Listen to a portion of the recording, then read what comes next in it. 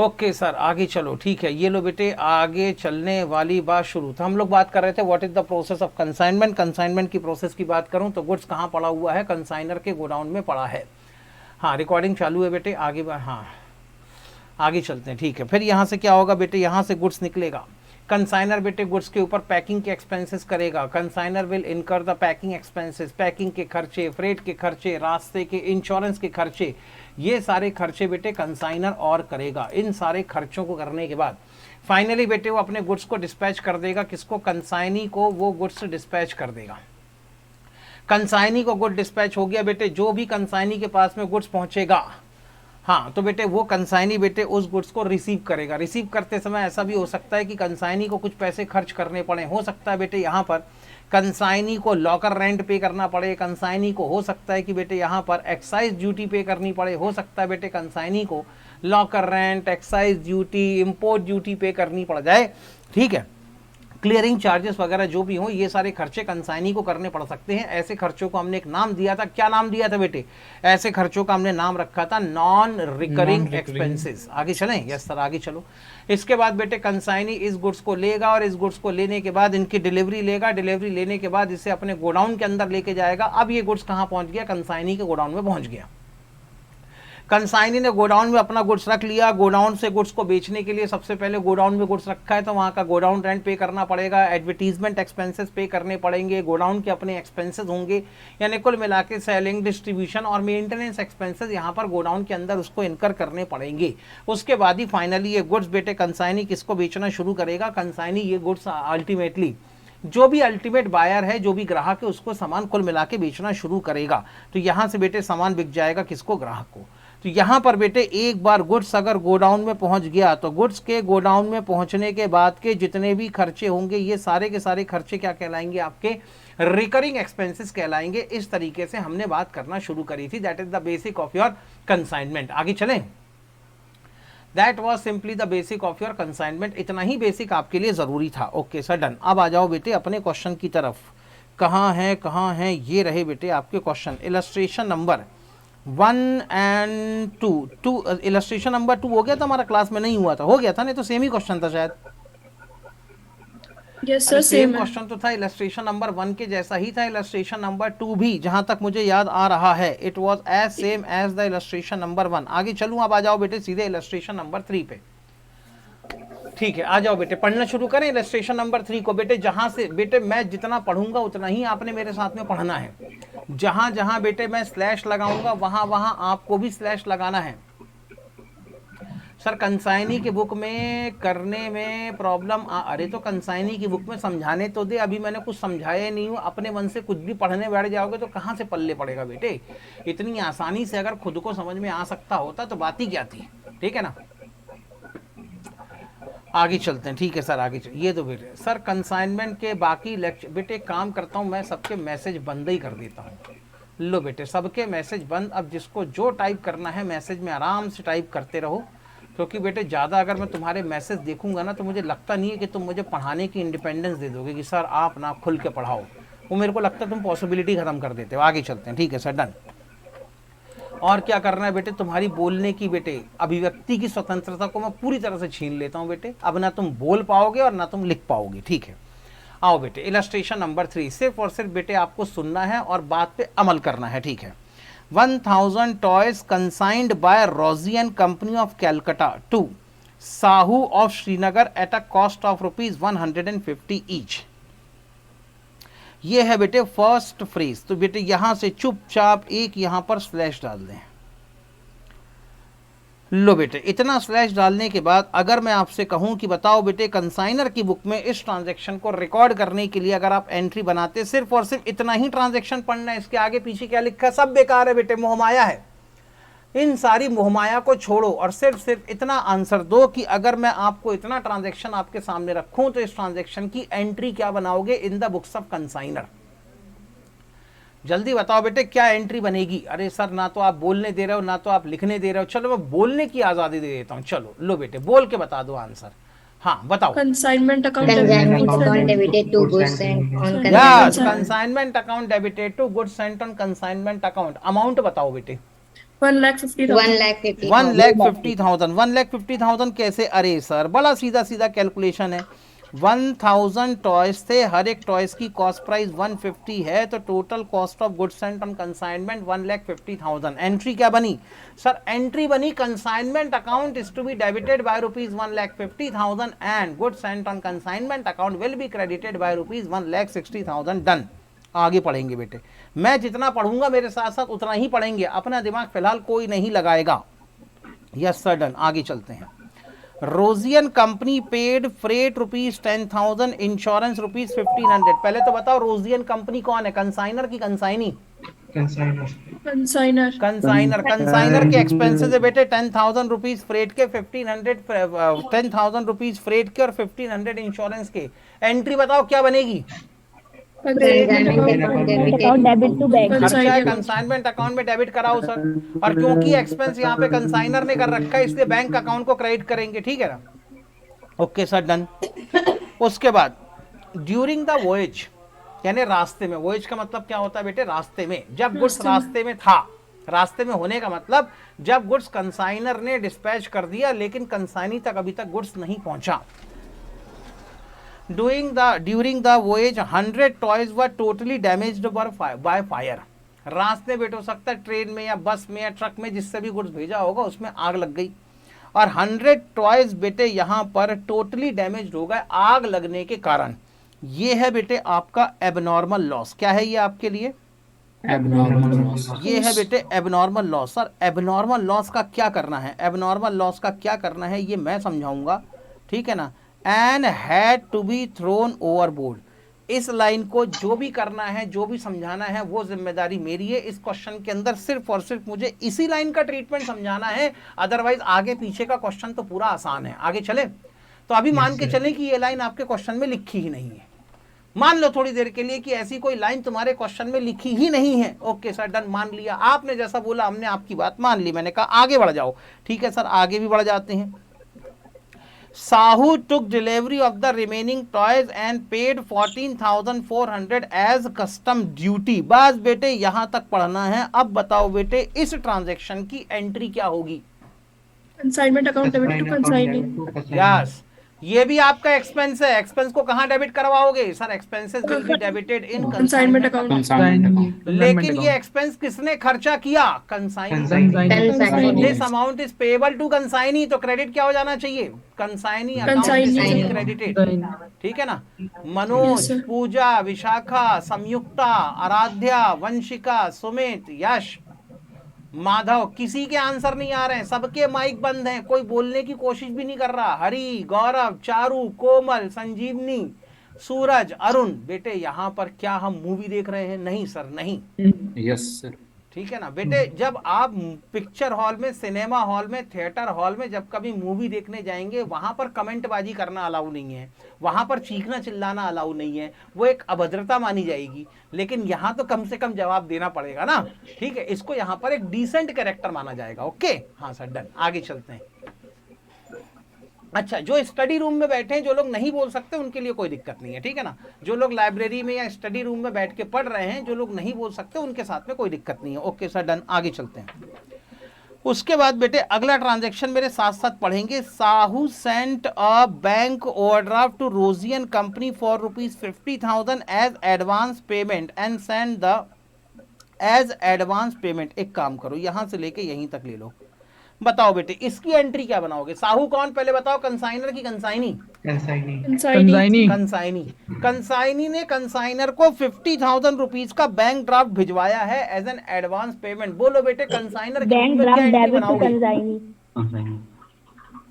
Consignor की book में क्या एंट्री बनेगी? Bank draft account debited to bank account debit to consignee. Bank account, bank draft account नाम का कोई अकाउंट नहीं होता। बैंक ड्राफ्ट का मतलब होता है बेटे डीडी, डिमांड ड्राफ्ट। कभी सुना है ना बेटे डीडी? एक आदमी जब दूसरे आदमी को पैसे भिजवाता है तो डिमांड ड्राफ्ट या डीडी बना के डीडी के थ्रू पैसे भिजवाता है, ठीक है ना?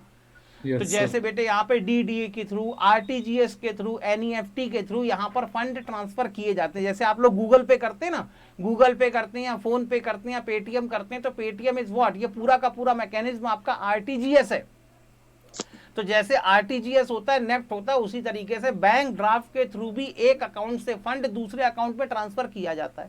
तो यहां पर कंसाइनी ने बैंक ड्राफ्ट भिजवाया है, इसका मतलब कंसाइनर को उसने पैसे ही भिजवाया है, लेकिन जो भी फंड ट्रांसफर होगा बैंक के थ्रू ट्रांसफर होगा। तो कंसाइनर की बुक में अगर मैं एंट्री बनाऊं तो कंसाइनर को क्योंकि पैसे मिले हैं इसलिए बैंक अकाउंट डेबिट हो जाना चाहिए और उसके अगेंस्ट में कंसाइनी अकाउंट यहां पर क्रेडिट हो जाना चाहिए। तो अगली एंट्री क्या बनी सर? अगली एंट्री बनी bank account is to be debited and consignee account is to be credited. Clear है बेटे सबको? जी sir. Yes sir. Yes sir. अबे कम से कम थम्स अप तो दिखा दिया करो, शो मी और थम्स अप एटलीस्ट, इतना तो यकीन दिला दो कि सब समझ में आ रहा है। ठीक है ना? आप जो बोल रहे हो आपके बोलने को हम लोग व्यर्थ नहीं जाने दे रहे हैं। वेरी गुड बेटे, ऐसे जरा से चमकते हुए येलो कलर के थम्स अप दिखते हैं तो बड़ा अच्छा लगता है। आगे चलो, ठीक है, आगे पढ़ो बेटे मेरे साथ साथ, जैसा जैसा बोलूंगा वैसा वैसा पढ़ना है बस। इस चैप्टर के अंदर बेटे कोई आपस में बात कर रहा है, आपस में बात करना बंद करें। आगे सुने। and later sent an account sales showing that 800 toys has been sold at rupees 220 each। Letter का मतलब यहाँ पर कौन है? बाद वाली पार्टी ने अकाउंट सेल्स भेजा और अकाउंट सेल में भेजते समय अकाउंट सेल में लिख दिया गया कि उसने 800 टॉयज को 220 रुपीज पर टॉय के रेट से बेच दिया। एंट्री बताओ क्या बनेगी कंसाइनर की बुक में? Consignee account debit to consignee. Consignee account debited to consignee account debit to consignee. Yes, ये है आपकी इनकम, और क्योंकि ये इनकम है, रेवेन्यू है, then every income every revenue will be credited in consignment account. तो कंसाइनमेंट अकाउंट क्रेडिट होगा and the amount for this is recoverable from consignee, इसलिए कंसाइनी अकाउंट यहां पर डेबिट हो जाना चाहिए। डन बेटे, आगे चलते हैं। अगला adjustment, expenses incurred by Sahu on godown rent and advertisement etcetera amounting to ₹2000। Sahu हमारा कंसाइनी, इसने एडवर्टीजमेंट में गोडाउन रेंट में दुनिया भर में दांत फंद करके बेटे 2000 रुपए इन्होंने खर्च कर दिए। पहले तो बताओ एंट्री क्या होगी? Consignment account debit to consignee. Consignment account debited to consignee account. अब बताओ बेटे ये जो साहू ने एक्सपेंसेस खर्च किए हैं, कंसाइनी ने 2000 रुपए खर्च किए, ये रिकरिंग एक्सपेंस है या non recurring? Non recurring. Recurring expense बेटा, गोडाउन रेंट, एडवर्टीजमेंट के खर्चे, गोडाउन के खर्चे, ये सारे खर्चे कौन से? रिकरिंग एक्सपेंसेस हैं। ठीक है, ओके सर, डन। आगे चलते हैं, आगे चलो बेटे, अगला एडजस्टमेंट पढ़ेंगे। अगला एडजस्टमेंट कहता है Sahu was entitled to the commission at the rate of 5%। अब 5% कमीशन किस पे कैलकुलेट करें सर, समझ में नहीं आ रहा। तो मैंने कहा अगर क्वेश्चन में आगे पीछे कुछ ना दिया हो, अगर क्वेश्चन में आगे पीछे कुछ ना दिया हो तो आप 5% कमीशन किस पे कैलकुलेट करना, उठा के टोटल सेल्स पे कैलकुलेट कर देना, कहानी खत्म। जितने का सामान बेचा होगा उतना कमीशन उसको दे देंगे, कहानी खत्म। ओके सर, डन, वो भी कर लेंगे। बताओ बेटे कमीशन की एंट्री क्या बनेगी? Consignment account to consignee account. Consignment account debit हो जाना चाहिए, कंसाइनी अकाउंट क्रेडिट हो जाना चाहिए। बताओ बेटे यहाँ पर कमीशन कितने रुपए का कैलकुलेट होगा? 8800। सर कमीशन कैलकुलेट होगा टोटल सेल्स पे। इसके लिए सर पहले टोटल सेल्स ढूंढनी पड़ेगी। सर हमारे कंसाइनी ने 800 टॉयज 220 के रेट में बेच दिए, तो बताओ बेटे टोटल सेल्स कितनी आई? 1,76,000 की टोटल सेल। इसी का 5% मिलना चाहिए कमीशन। बोलो 8800 रुपीज का कमीशन, और एंट्री बन गई consignment account debited to consignee account. और आगे चलते हैं। One of the credit customer could not pay, रुको बेटे, हाँ, one of the credit customer could not pay for 5 toys. कोई हमारा एक उधारी वाला कस्टमर था, क्रेडिट कस्टमर था, इसने 5 टॉयज बेटे उधारी में लेके गया था, इसने हमको हमारे पैसे नहीं दिए। बताओ बेटे एंट्री क्या करोगे? सर ये भी खर्चा है, ये भी डूब गया है। कौन सा खर्चा? बैड डेट्स का खर्चा है ना, बैड डेट्स का खर्चा। और बैड डेट्स का खर्चा है तो ऐसे खर्चे को भी कहाँ पे डेबिट करवा देना चाहिए सर? कंसाइनमेंट कंसाइनमेंट में। और क्रेडिट क्या करवाओगे सर? Consignee account. ठीक है, तो बेटे अगर मैंने जो पर्पल कलर से लाइन को हाईलाइट किया है, इतना पार्ट मैं हटा दूं, हाँ बेटे जो मैंने पर्पल कलर से हाईलाइट किया है, अगर इतना पार्ट हटा दूं तो क्या पूरे क्वेश्चन में कोई डाउट दिखाई देता है? No sir. पूरे क्वेश्चन में सर कहीं कोई डाउट नहीं है हमारे पास। सर डाउट की सिर्फ दो वजह है, दो ही चीजें हैं डाउट में। मैंने कहा क्या सर, एक तो एबनॉर्मल लॉस और दूसरा कंसाइनमेंट स्टॉक। इसके अलावा तो और कोई दिक्कत नहीं है, बोलो हाँ या ना? नहीं सर, इसके अलावा और कोई दिक्कत नहीं है। बाकी तो पूरा का पूरा हिसाब किताब बिल्कुल आराम से चल रहा है जैसा चल रहा है। और आगे चलते हैं। You are required to prepare consignment account, goods sent on consignment, inventories on consignment account and Sahu account in the books of Rosian Company, assuming that nothing has been recovered from the insurer due to defect in policy. Sahu settled his account immediately. इतना ठीक है? काम शुरू करें? बोलो ना हाँ या ना। काम शुरू करें? Yes, sir. Yes, sir, काम Yes, शुरू sir. करो। अब आपने जो जो बताया ना बेटे, उन सब की मैं आपको सिर्फ लेजर पोस्टिंग दिखाऊंगा। आपको कुछ नहीं बोलना, सिर्फ मेरी बात सुननी है। पहली एंट्री आपने बनाई, consignment account is to be debited by ₹1,50,000, done. Yes, sir. And good sent on consignment account is to Normal be है, क्रेडिटेड बाय बाकी है। ₹1,00,000। बेटे कौन आपस लियो? की बातें बंद करो। हाँ, पहली एंट्री बनाई बेटे आपने, consignment account is to be debited by ₹1,50,000 and good sent on consignment account is to be credited by ₹1,50,000। दिख रही है बेटे डबल एंट्री आपको यहाँ पर? बस आपने एंट्री बताई है, मैंने उसकी लेजर पोस्टिंग कर दी और कुछ भी नया काम मैं नहीं कर रहा हूं, ठीक है। और आप देखेंगे कि आपका क्वेश्चन ऑटोमेटिकली पूरा अपने आप कंप्लीट हो गया। क्वेश्चन को आपको कंप्लीट करना ही नहीं पड़ा। Okay sir, done. आगे चलते हैं। अगली एंट्री आपने बताई थी, consignment account debited to bank account by ₹11,500। यही बताई थी आपने एंट्री। ये लो बेटे, consignment account is to be debited by ₹11,500 and cash oblique bank account is to be credited by ₹11,500. We are not supposed to prepare cash and bank account. आगे चलते हैं। अगली एंट्री को तो मैंने पर्पल लाइन से हाईलाइट कर रखा है, मैंने कहा इसको भी बाहर करो, बाद में देखेंगे क्या करना है। Okay sir, done. अगली एंट्री आपने बताई बेटे, यहां पर ध्यान से सुनना। अगली एंट्री आपने क्या बताई थी? सर आप कहां से कहां तक की बात कर रहे हो? बेटे मैं यहां से लेके यहां तक की बात कर रहा हूं। ये साहू टुक द डिलीवरी, यहां से लेके यहां तक। आपने बेटे अगली एंट्री बताई, consignment account debited to consignee account 14,400। बताओ बेटे 14,400 रिकरिंग एक्सपेंसेस हैं कि non recurring? Non recurring non recurring expenses. लेकिन एंट्री इसके लिए भी क्या बनी थी? Consignment account is to be debited by ₹14,400 and consignee account is to be credited by ₹14,400, done. Consignee account is to be credited by ₹14,400। एक minute रुकना। हाँ, आगे चलो बेटे। इसके बाद और क्या हुआ था? अच्छा, उसके बाद हुआ यहां पर ये था, क्या था? हाँ, फिर बेटे ये नॉन रिकरिंग एक्सपेंसेस थे, इसके लिए आपने एंट्री बनाई, consignment account is to be debited by 14,400 and consignee account is to be credited by ₹14,400, done. Yes sir, done. आगे चलते हैं।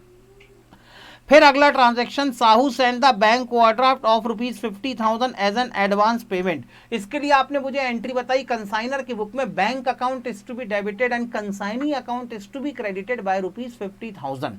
लो बेटे, बैंक अकाउंट में बना नहीं रहा हूं, लेकिन कंसाइनी अकाउंट आपका 50,000 से क्रेडिट हो गया। आगे चलते हैं और चलो आगे क्या करना है। यहां पर बेटे एक अकाउंट सेल आता है और उसमें पता चलता है कि कंसाइनी ने 800 टॉयज 220 रुपीज के रेट में बेच दिए। तो इससे पता चलती है टोटल सेल्स कितनी थी? 1,76,000 की। आप सबने मुझे एंट्री बताई, consignee account is to be debited by ₹1,76,000। ये रहा बेटे consignee account. Consignee account is to be debited by ₹1,76,000 and consignment account is to be credited by ₹1,76,000। अगला ट्रांजैक्शन यहां तक हो गया। Expenses incurred by Sahu on godown rent and advertisement etc amounting to ₹2,000। इसके लिए मुझे आपने एंट्री बताई थी, consignment account is to be debited by ₹2,000 and consignee account is to be credited by ₹2,000, done sir, एकदम सही। आगे चलते हैं। Sahu was entitle for the commission at the rate of 5%। Entry बताई आपने बेटे, consignment account is to be debited by ₹8800 और ये 8800 भी आप ही ने निकाला था, मैंने नहीं निकाला था बेटे। आगे चलते हैं। And consignee account is to be credited by ₹8800। Okay sir, done, ये भी ठीक है। फिर उसके बाद में one of the credit customer could not pay for the 5 toys, हमारे क्रेडिट कस्टमर ने 5 टॉयज के पैसे नहीं दिए। 5 टॉयज, हर एक टॉयज 220 के रेट में बेचा गया था। 5 टॉयज की कीमत कितनी होगी सर? 1100। सबने एंट्री बताई कि सर कंसाइनमेंट अकाउंट को आप डेबिट करवा दो 1100 रुपीज से, और यहाँ पर कंसाइनी अकाउंट को क्रेडिट करवा दो 1100 रुपीज से। अगर बेटे क्वेश्चन एग्जाम में आया ना तो 10 मार्क्स का क्वेश्चन आएगा। मैं कहता हूं बेटे तुमने एबनॉर्मल लॉस को प्रोसेस नहीं भी किया, मैं कहता हूं अगर तुमने अपना कंसाइनमेंट स्टॉक नहीं भी निकाला तब भी 6 नंबर तो मिल गए ना आपको। 6 आउट ऑफ 10 इतने में ही आपको मिल गए बेटे। अब बताओ बेटे कंसाइनमेंट में डरने की कोई जरूरत लगती है आपको? ऐसा नहीं लग रहा कंसाइनमेंट को लेके आपके अंदर जो डर है वो अननेसेसरी है? मैंने कुछ नहीं किया बेटे, बताओ ना, मैं तो क्वेश्चन पढ़ रहा था, एंट्री आप बता रहे हो, अमाउंट आप निकाल रहे हो। मैंने कहा बेटे जो तुमने एंट्री बनाई उसकी लेजर पोस्टिंग, ये लो किस्सा खत्म। पूरा का पूरा अकाउंट, एक एक अकाउंट जो जो क्वेश्चन ने मांगा था सब तैयार हो रहा है यहाँ पर। अब सर बात बच गई है सर, ये लास्ट वाली एक बार और बता दीजिए, ये बैड डेट्स के लिए कंसाइनी को क्रेडिट क्यों हुआ? बेटे कंसाइनी को क्रेडिट क्यों हुआ, अगर इसको समझना है तो इसको ऐसे समझो, कोई भी कभी भी याद रखना अकाउंटिंग के अंदर कोई भी नई एंट्री नहीं बनती है। मैं आप सभी को आज एक बहुत बड़ा सच बताता हूँ जो नॉर्मली बेटे हम लोग नहीं बताते, ठीक है? क्यों नहीं बताते? नहीं तो फिर स्टूडेंट को ऐसा लगेगा अच्छा अकाउंटिंग तो हर केस में एक जैसी होती, फिर क्या को टीचर से क्लास लगाना, एक बार बेसिक अकाउंटिंग सीख लो फिर अपने मन से पढ़ लेंगे, ठीक है ना? तो ये सच्चाई होती है, ये बहुत बड़ी सच्चाई है। एक बात बताओ, आपने 11th क्लास में बैड डेट्स के लिए क्या एंट्री पढ़ी थी ये बताओ। चलो छोड़ो ये कंसाइनमेंट का केस है, आप ये बताओ कि 11th क्लास में आपने बैड डेट्स की क्या एंट्री पढ़ी थी? Bad debt account debit to debit. बस ये लो बेटे, bad debts account is to be debited and debtors account is to be credited. ऐसा ही है ना? बोलो हाँ या ना? Yes sir. आप अभी तक क्या करते थे? बैड डेट्स आपका इनडायरेक्ट एक्सपेंस है, इसीलिए आप अपने इनडायरेक्ट एक्सपेंस को कहां भेजा करते थे? प्रॉफिट एंड लॉस अकाउंट में भेजा करते थे। बोलो ठीक। और अगर आप बैड डेट्स के खर्चे को प्रॉफिट एंड लॉस अकाउंट में किसी ना किसी नॉमिनल अकाउंट में ट्रांसफर करवाते थे। मानते हैं इस बात को? यस सर, बिल्कुल ठीक। अब अगर आप कंसाइनमेंट अकाउंट बना रहे हैं तो कौन सा नॉमिनल अकाउंट है आपके पास? Consignment account. तो बस बेटे यहाँ पर प्रॉफिट एंड लॉस अकाउंट की जगह क्रेडिट क्या डेबिट क्या हो जाएगा? Consignment account. अब समझ में आया बेटे कंसाइनमेंट अकाउंट को डेबिट मैंने क्यों किया है? अभी तक आप यही करते थे, आप एंट्री बनाते bad debts account debited to consignment, sorry bad debts account debited to debtors account, फिर बाद में बैड डेट्स के खर्चे को अपने फाइनल अकाउंट में ट्रांसफर करने के लिए एंट्री बनाते थे आप profit and loss account debited to bad debts account. यानी ये इनडायरेक्ट एक्सपेंस कहीं ना कहीं तो आपके फाइनल अकाउंट में ट्रांसफर होगा, कहीं ना कहीं तो ये आपके किसी ना किसी नॉमिनल अकाउंट में इनकम स्टेटमेंट में ट्रांसफर होगा, और आप नॉर्मली इस बैड डेट्स के खर्चे को प्रॉफिट एंड लॉस अकाउंट में डेबिट करवा देते हैं। मैंने कहा भैया यहां पर कौन सा नॉमिनल अकाउंट अवेलेबल है? सर यहां पर हमारे पास में प्रॉफिट एंड लॉस अकाउंट की जगह जो नॉमिनल अकाउंट है वो कौन सा है? Consignment account. तो मैंने बेटे यहां पर ना तो बैड डेट्स अकाउंट को डेबिट किया, ना तो प्रॉफिट एंड लॉस अकाउंट को डेबिट किया, सीधे उठा के मैंने कंसाइनमेंट अकाउंट को डेबिट करवा दिया। इतना समझ में आया हाँ या ना? Yes sir. ठीक है, अब आगे चलो। सर यहाँ पर ना लेकिन आपने एक ही जगह तो डाउट आया, आपने दुनिया भर की कहानी सुना दी लेकिन मुद्दे की बात तो आपने करी नहीं। मैंने कहा क्या क्या क्या? सर आपने जो क्रेडिट किया कंसाइनी अकाउंट, ये कंसाइनी अकाउंट क्यों क्रेडिट किया? सर मेरे को तो डाउट यहाँ पर था, आपसे डाउट कुछ और पूछो, समझाते आप कुछ और हो, कहीं और की कहानी सुनाना शुरू कर देते हो। मैंने कहा ध्यान से सुनो। ये कौन? कंसाइनर, ठीक है ना? ये कौन? कंसाइनी। और बेटे ये चांद सरोशन चेहरा, जुल्फों का रंग सुनहरा, ये झील से नीली, ये कौन? कस्टमर। ये है सर हमारा कस्टमर। इतना ठीक। आपने बेटे कंसाइनर ने गुड्स भिजवाया कंसाइनी को, कंसाइनी ने गुड्स किसको भेज दिया? बेटे कस्टमर को उठा के गुड्स भेज दिया। अब अगर आप अपने आप को कंसाइनर की जगह पे रखेंगे तो आपको एज अ कंसाइनर कस्टमर से पैसे वसूल करने या कंसाइनी से पैसे वसूल करने? आप तो कस्टमर को जानते ही नहीं। कस्टमर को कौन जानता है? कंसाइनी जानता है। कस्टमर को गुड्स किसने बेचा? कंसाइनी ने बेचा। और अल्टीमेटली आप किससे पैसे मांगने जाओगे? आप तो कंसाइनी से पैसे मांगने जाओगे। तो अल्टीमेटली आपके लिए डेटर कौन है? क्या ये जो कस्टमर है ये आपके लिए डेटर है, या ये जो आपका कंसाइनी है ये आपका डेटर है? कंसाइनी डेटर है सर कंसाइनी हमारा डेटर है। तो यहाँ पर बेटे डेटर अकाउंट की जगह अगर मैंने यहाँ पर कंसाइनी अकाउंट लिख दिया तो क्या गलत हो गया? समझ में आई बेटे कहानी? अब मैंने कंसाइनी अकाउंट क्यों लिखा है? यस सर क्योंकि हमारे लिए हाँ फेंकेंगे एक बार खा के दिखा के दे देंगे। थोड़ा हम फेंक लेंगे, मत घबराओ। भाई माइक नहीं कर लो आपस में पहले, जो भी जैसा भी है अपने पर्सनल काम निपटा लो पहले, ठीक है ना? कर लो आपस में पहले, देख लो क्या है। हम लोग बेटे जब तक वो हिंदी वर्णमाला के आ ई ऊ की थोड़ी प्रैक्टिस कर लेते हैं, ठीक है? नहीं हो गया सबका बेटे, आराम से अपना पर्सनली काम हो गया हो तो बताएं। हाँ आगे चलते हैं, ठीक है सर डन। तो इसीलिए बेटे यहाँ पर मैंने कंसाइनी अकाउंट को क्रेडिट कर दिया है। आगे चले? हाँ सर डन, ओके। तो बेटे अब मेरे हिसाब से आपको एंट्री समझ में आ गई होगी। अब मुद्दा आता है कि सर आप कंसाइनमेंट स्टॉक निकालना और एबनॉर्मल लॉस का हिसाब किताब समझाओ। तो मैंने कहा ध्यान से सुनो। क्या बेटे बोलना शुरू कर देना चाहिए अब? जी Yes, सर। सर हम तो आपसे इंतजार कर रहे हैं कि आप बोलो और हम सुने सर। 3 दिन पहले कंसाइनमेंट दिन भर बैठ के सुना, फिर भी कुछ भी पल्ले नहीं पड़ा। तो हम तो चाह ही रहे हैं कि बस आप बोलो जल्दी से फटाफट और हम सुना के खत्म करें उसको। ठीक है, ओके सर डन, कोई बात नहीं। ये लो बेटे आ जाओ, सुनो मेरी बात। मैंने कहा था बेटे जब भी आपको अपना कंसाइनमेंट स्टॉक निकालना हो आप एक स्टैंडर्ड फॉर्मेट को यूज करेंगे। क्या बेटे सभी लोग मेरे साथ में काम कर रहे हैं? यस बोलो सर ना यस सर, हम आपके साथ हैं। बेटे कई बार तो मुझे आवाज़ सुनाई देती है, हम आपके साथ साथ हैं, हम साथ साथ हैं। लेकिन कई बार बेटे अचानक मुझे आवाज़ सुनाई देती है, हम आपके हैं कौन? तब मुझे पूछना पड़ता है कि क्या तुम लोग मेरे साथ में हो?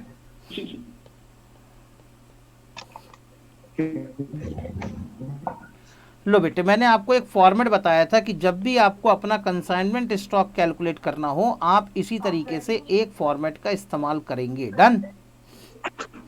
यस सर मैंने यहाँ पर एक कॉलम एक्स्ट्रा बनाया है, मैं बता देता हूँ बेटे। अभी लिखना मत कोई, ठीक है? पहले समझ लो, पहले सुन लो, उसके बाद बेटे लिखने लिखाने का कार्यक्रम आगे चलना।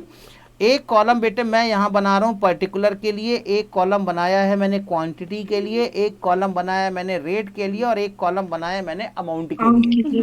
अगर आप चाहें तो रेट के कॉलम को इग्नोर कर सकते हैं, ये हमेशा हमारे लिए ऑप्शनल होता है, ठीक है ना? क्योंकि रेट को आपने अपने फाइनल अकाउंट में कहीं नहीं लिखना होता है, आपने बेटे क्वांटिटी और उसकी जो मॉनेटरी वैल्यू है वो बतानी होती है प्रॉफिट एंड लॉस अकाउंट और बैलेंस शीट के अंदर। आगे चलें? Yes sir.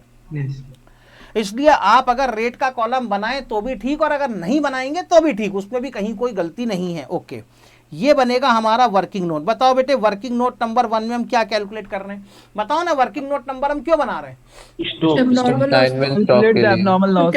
हाँ सर, एक तो कंसाइनमेंट स्टॉक कैलकुलेट करना और साथ में सर क्वेश्चन के अंदर एबनॉर्मल लॉस भी आया है और सर हमें एबनॉर्मल लॉस को भी कैलकुलेट करना है। तो यहीं पे लिखा जाएगा कैलकुलेशन ऑफ, क्या लिखोगे बेटे? Calculation of abnormal loss, calculation of abnormal loss and consignment stock. Consignment stock. हाँ आगे बोलना शुरू करूं? यस सर आगे सुनो। अब कहानी कहां से कहां गई पहले तो ये बताओ। एबनॉर्मल लॉस कब हुआ है? आराम से सुनना बेटे मैं क्यों कह रहा हूं। क्या एबनॉर्मल लॉस, मैं क्या कहने की कोशिश कर रहा हूं पहले समझ लो बेटे। मैंने पहले भी कहा था जिसको ये प्रोसेस ऑफ कंसाइनमेंट समझ में आ गया, जिसने प्रोसेस ऑफ कंसाइनमेंट अपने दिमाग में बिठा लिया, उसके लिए 60% 70% सिलेबस तो यहीं खत्म हो गया। कंसाइनमेंट अकाउंट लगभग उसके लिए कंप्लीट है। क्या बेटे एबनॉर्मल स्टॉक कंसाइनर के गोडाउन में हुआ था? बोलो ना, एबनॉर्मल लॉस नो क्या सर कंसाइनर के गोडाउन में हुआ है? No sir. नहीं सर क्या अभी बेटे हाँ या ना का जवाब बाद में इकट्ठा देना बेटे, ठीक है ना? हाँ मैं आपको 4-5 ऑप्शन दे रहा हूं। ऑप्शन ए, अभी ये क्या हो गया? ए, हाँ option A abnormal loss consignor के गोडाउन में हुआ है। ऑप्शन बी एबनॉर्मल लॉस आपका कहीं रास्ते में हुआ है। Option C abnormal loss consignee के गोडाउन में हुआ है, ठीक है ना? या option D abnormal loss goods को बेचने के बाद हुआ है। इन 4 के अलावा कोई 5वीं पॉसिबिलिटी बनती है क्या? No sir. No sir. No sir. और 4 के अलावा तो कोई 5 ही पॉसिबिलिटी वैसे भी नहीं बनती है। अब मैं तुमको बोलूं कि बेटा अगर ना कंसाइनर के गोडाउन में एबनॉर्मल लॉस होगा तो इसका कैलकुलेशन ऐसे करना, फिर मैं कहूं कि अगर रास्ते में एबनॉर्मल लॉस होगा तो इसका कैलकुलेशन वैसे करना, फिर कंसाइनी के गोडाउन में अगर एबनॉर्मल लॉस होगा तो इसका कैलकुलेशन ऐसे करना, और अगर गुड्स बिक जाए तो बिकने के बाद एबनॉर्मल लॉस का कैलकुलेशन ऐसे करना। तो ऐसी अगर 4 अलग अलग मेथड आपको दूं तो चलेगा क्या कि एक ही यूनिवर्सल नहीं मेथड चलेगा। दे दूं? किस्सा खत्म। सर एक ही। सर एक ही मेथड ऐसी दो जो सब जगह चलाएं, सब जगह चिपकाएं। मैंने कहा ठीक है, प्रोसेस के हिसाब से चलने का और कुछ भी नहीं। बताओ बेटे हमारे केस में एबनॉर्मल लॉस कहाँ हुआ है, जल्दी सर बताओ। ऑप्शन बी को लॉक कर बी को लॉक किया ऑप्शन जाए। बी में सर, ये ऑप्शन बी के हिसाब से हमारा एबनॉर्मल लॉस हुआ है, यहाँ पर हुआ है abnormal loss. Yes sir. Yes sir. तो बस बेटे आप अपने इसी प्रोसेस के हिसाब से कंसाइनमेंट स्टॉक की कैलकुलेशन करते जाओ और जहां पर एबनॉर्मल लॉस हुआ है, ठीक है ना। हाँ, अब बेटे मैं 1 मिनट के लिए आप सभी को म्यूट कर रहा हूं। रीजन ये है कि अब कोई कुछ नहीं बोलेगा, सिर्फ मेरी बात को सुनेंगे, ठीक है। Okay sir, done. मैंने कहा एबनॉर्मल लॉस की अगर कैलकुलेशन करनी है तो पहले वो जगह ढूंढो, वो स्पॉट ढूंढो जहां पर एबनॉर्मल लॉस हुआ है, और बस उसी स्पॉट में एक क्रॉस मल्टीप्लिकेशन वाला कैलकुलेशन कर दो, you will have your abnormal loss. काम खत्म, खेल ही खत्म। क्या बात कर रहे हो, इतना इजी है बेटे, भयंकर इजी है। एक बात बताओ, क्या एबनॉर्मल लॉस के पहले गुड्स कंसाइनर के गोडाउन से निकल गया था?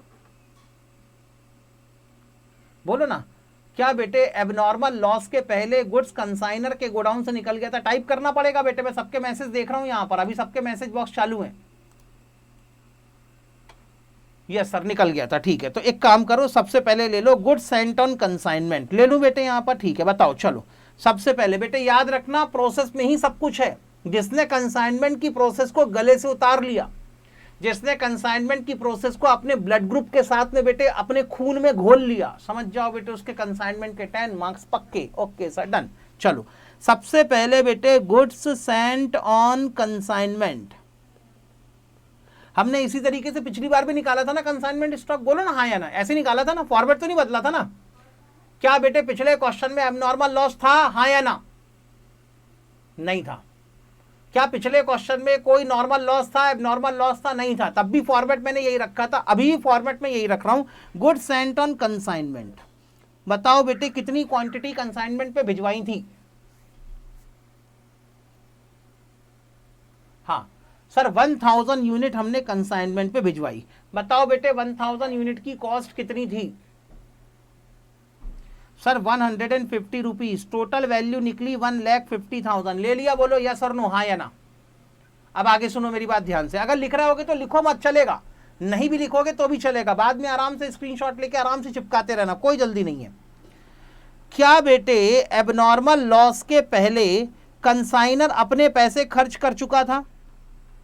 बोलो ना, क्या एबनॉर्मल लॉस के पहले कंसाइनर अपने एक्सपेंसेस इनकर कर चुका था? यस सर, बिल्कुल कर चुका था। तो मैंने कहा एक काम करो, इसको भी ले लो।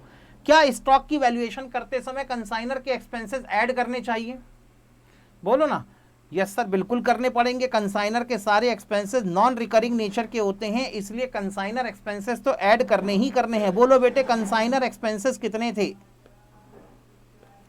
बताएं बेटे कंसाइनर एक्सपेंसेस कितने थे? सर 11,500 के कंसाइनर एक्सपेंसेस थे। अगर कंसाइनर ने पैकेजिंग में, इंश्योरेंस में 11,500 रुपए खर्च किए हैं तो क्या इससे गुड्स की क्वांटिटी बढ़ जाएगी? नहीं सर, क्वांटिटी तो जितनी थी पहले उतनी ही रहेगी। यस सर, लेकिन क्या बेटे इससे गुड्स की कॉस्ट बढ़ जाएगी? हाँ सर बिल्कुल, गुड्स की कॉस्ट तो बढ़ जाएगी। 11,500, इससे क्या निकला? इससे निकला बेटे cost of goods dispatched by, cost of goods dispatched. आपने बेटे 1000 यूनिट डिस्पैच करी और इसकी कॉस्ट कितनी हो गई? सर 1,61,500 की कॉस्ट हो गई। यहां तक समझ में आया? अब बेटे अगला सवाल सभी लोग ध्यान से सुनेंगे और आपको बेटे जवाब देना है जो मैं पूछूंगा। बेटे यहां पर पहले अब मैं एबनॉर्मल लॉस की ट्रीटमेंट करूं या पहले कंसाइनी के एक्सपेंसेस ऐड कराऊं? बताओ ना बेटे। एक आंसर, 2, 3, 4, बस 4 आंसर, 5, 6, 7, 8, बस सर पहले आप ना एबनॉर्मल लॉस का ट्रीटमेंट करो, बाद में कंसाइनी के एक्सपेंसेस ऐड कराना। क्यों क्यों क्यों क्यों क्यों ऐसा क्यों करने कह रहे हो ये बताओ। अरे सर एबनॉर्मल लॉस हुआ है रास्ते में, और अगर एबनॉर्मल लॉस रास्ते में हुआ है तो पहले आपको एबनॉर्मल लॉस का ट्रीटमेंट करना चाहिए, उसके बाद में जो कंसाइनी के एक्सपेंसेस है बाद में ऐड करते रहेंगे। अच्छा अगला सवाल सुने। हाँ बिल्कुल सही बेटे, वैभव सुशील सभी के आंसर एकदम सही, एबनॉर्मल लॉस डन। बेटे अब एक नया सवाल ध्यान से सुनना, अगर ये एबनॉर्मल लॉस कंसाइनी के गोडाउन में हुआ होता तो फिर आप पहले कंसाइनी के एक्सपेंसेस ऐड करते या अभी भी एबनॉर्मल लॉस का ट्रीटमेंट पहले करते। मैं क्या कह रहा हूं ध्यान से सुनो, अगर एबनॉर्मल लॉस यहां पे ना होता, अगर एबनॉर्मल लॉस कंसाइनी के गोडाउन में होता तो पहले आप कंसाइनी के एक्सपेंसेस ऐड करते या पहले आप एबनॉर्मल लॉस की ट्रीटमेंट करते। सर पहले कंसाइनी के एक्सपेंसेस ऐड करते, उसके बाद में एबनॉर्मल लॉस की ट्रीटमेंट करते। समझ में आई बात? यस और नो, हाँ या ना? ठीक है, अब तीसरा सवाल ध्यान से सुनो। हाँ बस लिखना बंद, मैसेज टाइप करना बंद, मेरी बात ध्यान से सुनो, आराम से सुनो। हाँ सर पूछो। मैंने कहा अगर कोई क्वेश्चन आ गया, उसने कह दिया कि आपका रास्ते में भी एबनॉर्मल लॉस हुआ है और आपके कंसाइनी के गोडाउन में भी एबनॉर्मल लॉस हुआ है, तो फिर क्या करते? अब मैं पूछ रहा हूं क्या करते, मैं कोई ऑप्शन नहीं दे रहा हूं। अगर क्वेश्चन में लिख दिया कि यहां पर रास्ते में भी एबनॉर्मल लॉस हुआ है और कंसाइनी के गोडाउन में भी एबनॉर्मल लॉस हुआ है, तब क्या करते?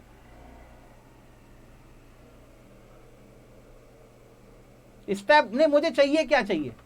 सर पहले ट्रांजिट का एबनॉर्मल लॉस रिकॉर्ड करते। बिल्कुल सही, बिल्कुल सही, दोनों जगह कैलकुलेट। नहीं नहीं नहीं, मुझे सीरियल चाहिए, मुझे सीक्वेंस चाहिए, ठीक है ना? मुझे वाटरफॉल ट्रीटमेंट चाहिए, पानी ऊपर से नीचे कैसे बहेगा, इस ऑर्डर में चाहिए। हाँ सबसे पहले सर अब आए बेटे, अगर मैं सबके आंसर को जोड़ के कहूं तो फिर आपकी मंशा, आपकी भावनाएं और आपके कहने का, एक्सप्रेशन का मतलब समझ पा रहा हूं। आपने सबने कहा है कि सर पहले हम एबनॉर्मल लॉस का ट्रीटमेंट करते, फिर हम कंसाइनी के एक्सपेंसेस ऐड करते, फिर एक बार और एबनॉर्मल लॉस की ट्रीटमेंट करते। बोलो यही कहना चाहते हो, हाँ या ना? Just show me your thumbs up. Yes sir यही कहना चाहते हैं। हाँ एबनॉर्मल लॉस एक्सपेंसेस हाँ मुस्कान ने बेटे बहुत शॉर्टकट में आंसर दे दिया, लेकिन एकदम सटीक आंसर। मुस्कान ने लिखा है एबनॉर्मल लॉस एक्सपेंसेस और एबनॉर्मल लॉस। ठीक है बिल्कुल डन। यस इतना समझ में आ गया? सीक्वेंस समझ में आया? यस सर सीक्वेंस समझ में आ गया। तो सर एक बात बताओ, अभी हमको क्या करना है? मैंने कहा मेरी बात ध्यान से सुनो। आपका क्योंकि रास्ते में एबनॉर्मल लॉस हुआ है, तो एबनॉर्मल लॉस होने से क्या आपके गुड्स की क्वांटिटी बढ़ेगी या कम होगी, या क्वांटिटी पे कोई फर्क नहीं पड़ेगा?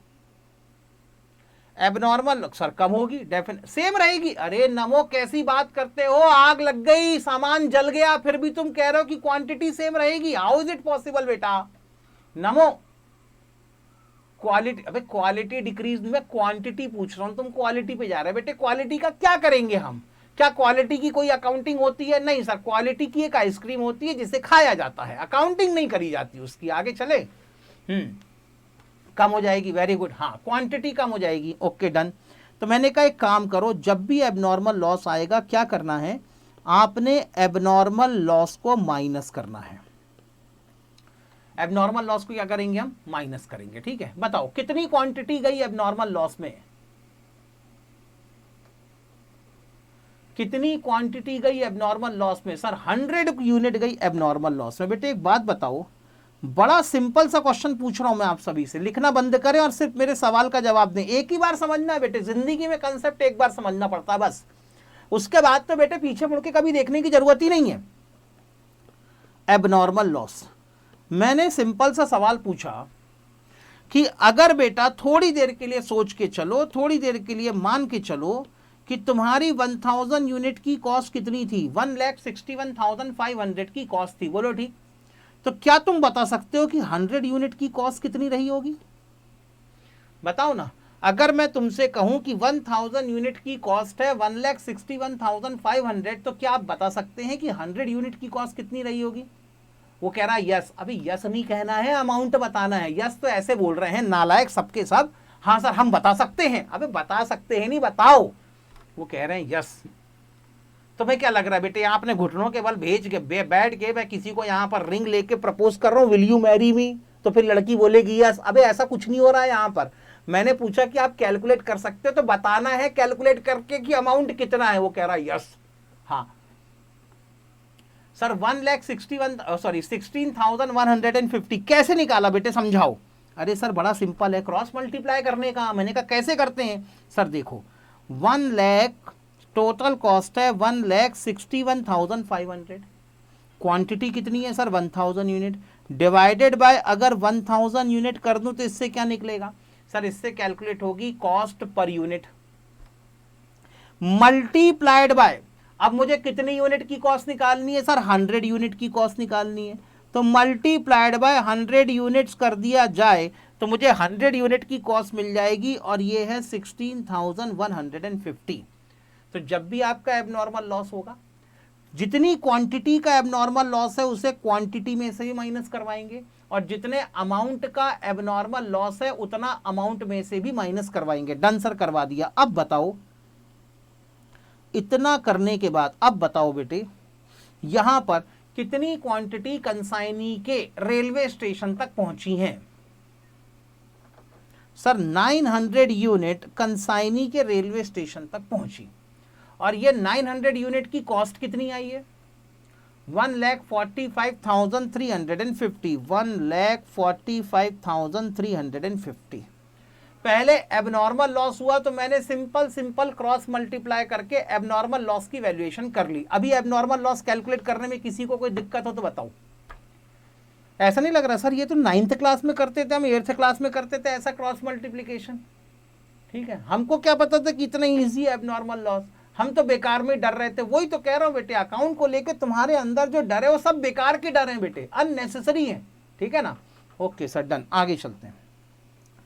क्या इसमें कंसाइनी के एक्सपेंसेस ऐड कर देना चाहिए, हाँ या ना, बोलो ना। क्या अब इसमें कंसाइनी के एक्सपेंसेस ऐड कर दूं? यस सर बिल्कुल करवा दो। मैंने कहा कितने एक्सपेंसेस ऐड कराऊं सर, क्यों?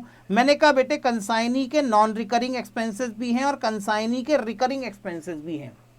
क्या मुझे सिर्फ नॉन रिकरिंग एक्सपेंसेस ऐड करवाना है, ऑप्शन ए, क्या मुझे सिर्फ रिकरिंग एक्सपेंसेस ऐड करवाना है, ऑप्शन बी, या मुझे recurring and non recurring expenses दोनों ऐड करवाने हैं? ये है बेटे आपका ऑप्शन सी। बताओ A B C sir, A option A B, B कौन है, बी कौन है, रुको रुको रुको रुको, कौन बी? बोथ। अरे बोथ कैसे हो सकता है बेटे, जब भी आप बेटे, मैंने इसके पहले भी कहा था आकांक्षा, जब भी आप अपने इन्वेंट्री की वैल्यूएशन करेंगे, जब भी आप अपने कंसाइनमेंट स्टॉक की वैल्यूएशन करेंगे, तो कंसाइनमेंट स्टॉक की कैलकुलेशन करते समय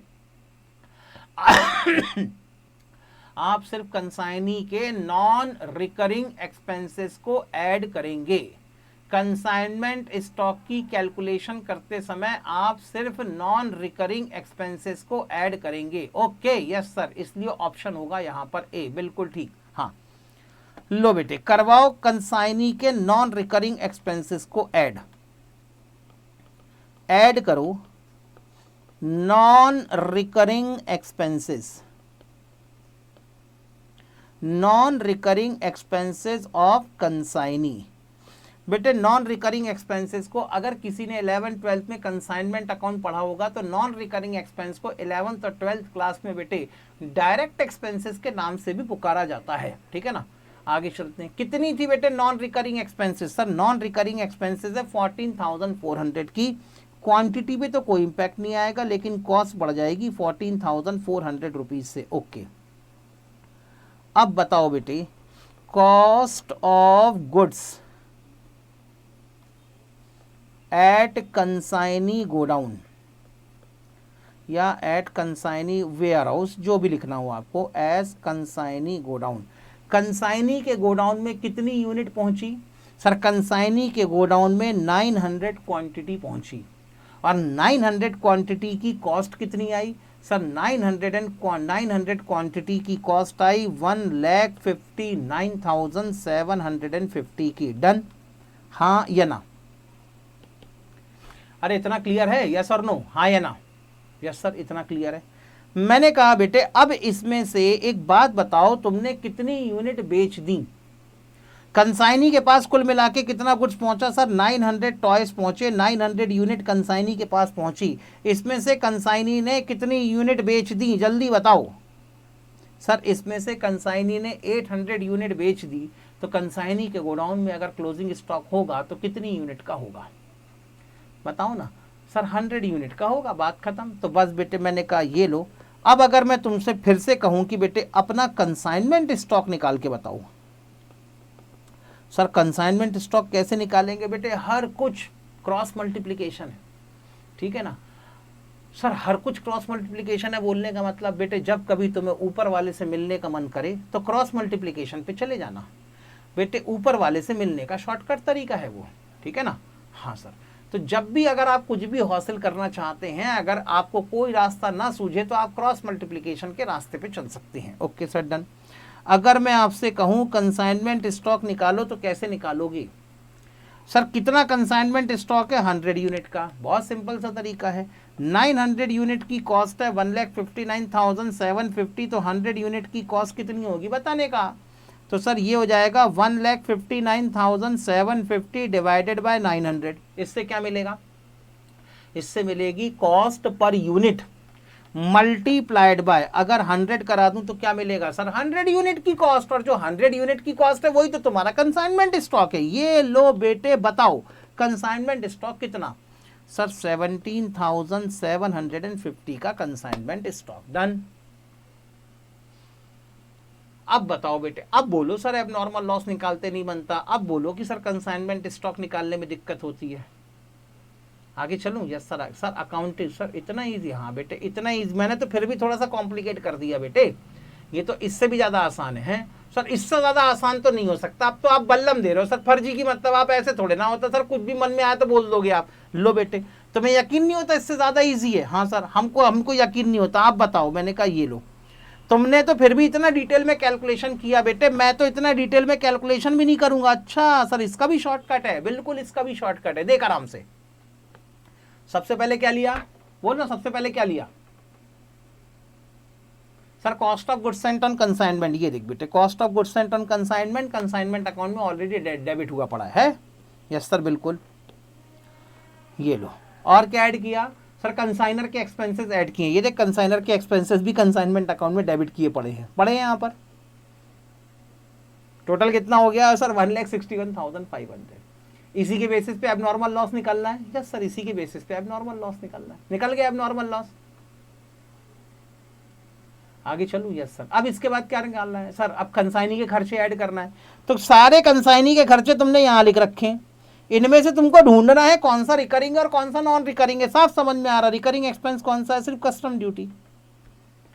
तो इतना और ऐड कर दूं तो बस फाइनली कॉस्ट आ गई ना, और फाइनली कॉस्ट आ गई तो प्रोपोर्शनेट बेसिस पे कंसाइनमेंट स्टॉक निकल जाता है, कहानी खत्म। तुमने तो फिर भी लंबा चौड़ा फॉर्मेट बना लिया बेटे मेरे साथ में, इतना लंबा चौड़ा फॉर्मेट की भी कई बार जरूरत नहीं पड़ती, सीधे सीधे आंसर निकल जाता। समझ में आ रही कहानी, हाँ या ना? अगर मैं चाहता तो मैं सीधे सीधे ऐसे भी काम कर सकता था। कैसे काम कर सकता था? मैं सीधे सीधे ऐसे भी काम कर सकता था कि यहां पर इन्वेंट्री ऑन कंसाइनमेंट मुझे कैलकुलेट करना है, तो इन्वेंट्री और कंसाइनमेंट निकालने के लिए cost of goods sent on consignment 1,50,000 rupees, ये ले लो। उसके बाद direct expenses of consignor 11,500 rupees, ये भी ले लेता। इसके बाद non recurring expenses of consignee 14,400 rupees, ये भी ले लेता, divided by total quantity of goods sent कितनी है, total quantity. One more time shortcut, हाँ लो बेटे समझा रहा हूं ना, लो बेटे डिवाइडेड बाय।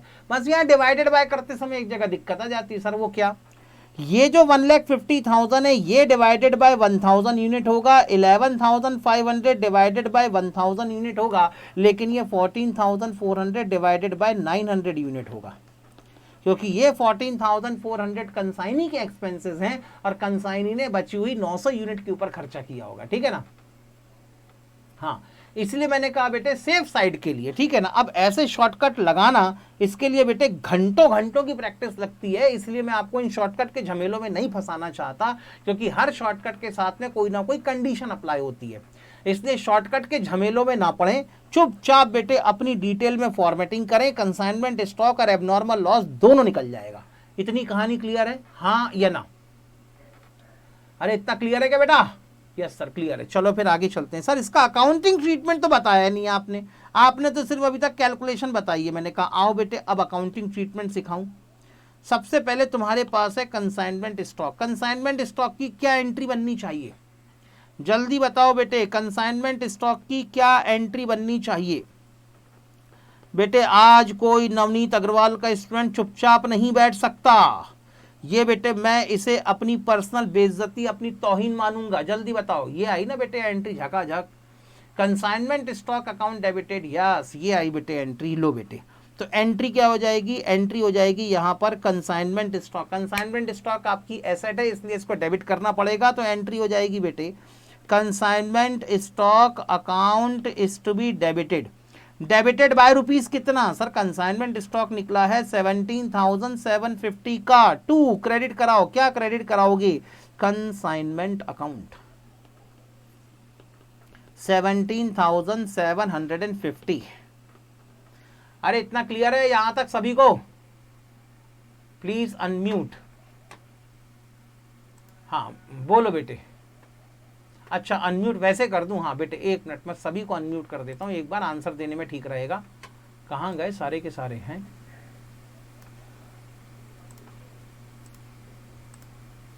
हाँ बेटे अब आप लोग अनम्यूट करके बोल के भी आंसर दे सकते हैं। सर ये वर्किंग टेबल की मार्क्स है, हाँ बेटे वर्किंग टेबल में यहाँ पे मार्क्स होते हैं, क्योंकि बिना ये वर्किंग किए आप अपना क्लोजिंग स्टॉक कैलकुलेट नहीं कर सकते या कंसाइनमेंट स्टॉक कैलकुलेट नहीं कर सकते, इसलिए इसके अंदर भी मार्किंग होगी, ठीक है ना। आगे चलते हैं, ठीक है। तो ये तो हो गया आपका कंसाइनमेंट स्टॉक का ट्रीटमेंट। अब बात आती है कि सर एबनॉर्मल लॉस का ट्रीटमेंट क्या होगा। सर एक बार इसके पहले वाली स्लाइड दिखा दो, इसके पहले वाली मतलब ये कंसाइनमेंट स्टॉक कैलकुलेट करने वाली, ये लो बेटे। अगर किसी को एबनॉर्मल लॉस या कंसाइनमेंट स्टॉक कैलकुलेट करना हो तो जल्दी से इसका स्क्रीनशॉट ले लो।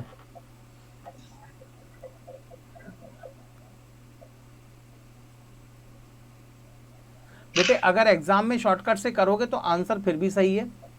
सर एक पोज दो, माँ कसम ये तो कह रहा है पोज दो। अब भाग यहाँ से, कोई फोटो सेशन चल रहा है यहाँ पर, कल अच्छी वाली टी शर्ट पहन के आऊंगा ना तब कल दूंगा, ठीक है आज रहने दो। अभी बेटे जल्दी से लिख लो, मालिक प्रभु दादा भैया मेरे, हाँ लिख लो जल्दी से, हो गया, यस सर डन। चलो आगे चलते हैं। सर एबनॉर्मल लॉस की क्या ट्रीटमेंट करोगे। हाँ जब भी बेटे आप अपना एबनॉर्मल लॉस निकालेंगे तो अब मेरे साथ साथ आप सभी लोग लिख लें treatment of abnormal loss, treatment of abnormal loss, ठीक है ना। Sir treatment of abnormal loss मतलब इतना लंबा चौड़ा लिखना पड़ेगा क्या, नहीं बेटे इतना लंबा चौड़ा नहीं लिखना पड़ेगा। कंडीशन नंबर 1, कंडीशन नंबर 1 क्या हो सकती है, इफ नो इंश्योरेंस क्लेम, अगर आपको कोई भी इंश्योरेंस क्लेम नहीं मिलता है। सर एग्जाम में भी ऐसे ही लिखना है ना, हाँ बेटे बिल्कुल ऐसे ही लिखेंगे तो आपके कोई कहीं पर भी मार्क्स नहीं काट सकता। और अगर बेटे इस तरीके से आपने कंसाइनमेंट स्टॉक और एबनॉर्मल लॉस कैलकुलेट करके दे दिया टेबल टूबल बना के, तो समझ जाना बेटे कॉपी चेक करने वाला जिस कुर्सी में बैठ के तुम्हारी कॉपी चेक कर रहा होगा, अचानक उस कुर्सी की चारों टांगे टूट जाएंगी और धड़ाम से वो नीचे गिर जाएगा, क्योंकि इतनी अच्छी वर्किंग तो बेटे कोई करके दिखाते ही नहीं वहां पर, ठीक है ना। आगे चलो, यस सर। अगर कोई इंश्योरेंस क्लेम नहीं हुआ तो क्या करेंगे, हाँ अगर कोई इंश्योरेंस क्लेम नहीं हुआ तो क्या करेंगे, तब बेटे आप सीधे सीधे अपनी एंट्री बनाएंगे, abnormal loss account is to be debited, abnormal loss account. बेटे अभी लिखना मत, पहले सुन तो लो। हाँ तो कॉपी कैसे चेक करेगा सर, बेटे फिर वो दोबारा उठेगा, दूसरी कुर्सी लाएगा, उस पर बैठेगा, फिर कॉपी चेक करेगा, ठीक है। हाँ अब ये सवाल पूछ रहे हैं कि सर कॉपी कैसे चेक करेगा, ठीक है। अब तुम यार एकजुट ये तो देख लो तुम्हारे सामने बैठा कौन है, तुम्हें क्या लग रहा है बेटे 1-2 साल से पढ़ाने वाले जो हल्के फुल्के टीचर है वो तुम्हारे सामने बैठा है क्या, नालायक। कम से कम आदमी देख के तो मजाक कर लिया करो, किसे फंसाने की कोशिश कर रहे हो, नालायक। चुपचाप रहो, एकदम चुप, सटाप, एकजुट। हाँ थोड़ी देर में आना बेटे पटना। हाँ तो एंट्री हो जानी चाहिए sir, abnormal loss account debited to consignment account, ठीक है सर डन। हाँ यार पढ़ने दे यार, मतलब कि हल्ला कर रहे हो तुम लोग, समझ में नहीं आ रहा यार, तुम लोग मतलब नालायक हो क्या, क्लास चल रही है, तुम्हें अकल है कि नहीं है। हाँ अभी नवनीत सर के सामने खड़ा कर देती हूँ, सब पे एक लाइन से ले लेंगे, सबकी प्यार से। समझ में नहीं आता कि हाँ घर में बैठ के अपना पढ़ रही हूँ, तुम नालायक कहीं के, यहीं यहीं नाच रहे हो, यहीं यहीं घूम रहे हो, चलो बाहर जाके खेलो। भगवान नहीं तो लातमियों भी डंडा देती हूँ सबको मिला के। हाँ, अभी ठीक है? ठीक है सर। अरे इतना ठीक है ना? हाँ सर इतना ठीक है, ठीक है sir. Abnormal loss account debited to consignment account, done? Yes sir बिल्कुल डन। और आगे चलो, ठीक है सर डन। कई बार बेटे ऐसा भी होता है क्योंकि एबनॉर्मल लॉस सीधे आपको अपने प्रॉफिट एंड लॉस अकाउंट में ट्रांसफर करना होता है। मतलब एक एंट्री क्या बन गई बेटे? हाँ पहले ध्यान से सुन ले मैं क्या लिखने की कोशिश कर रहा हूं, ठीक है? तो पहले तो आप एक एंट्री बनाएंगे abnormal loss account debited to consignment account, और क्योंकि एबनॉर्मल लॉस आपका लॉस है इसलिए इसे आपको अपने प्रॉफिट एंड लॉस अकाउंट में भी ट्रांसफर करना पड़ेगा।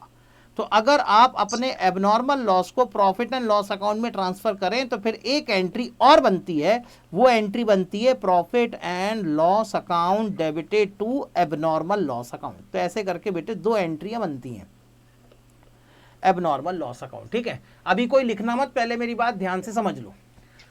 तो जिस समय एबनॉर्मल लॉस होता है उस समय एंट्री बना दी जाती है।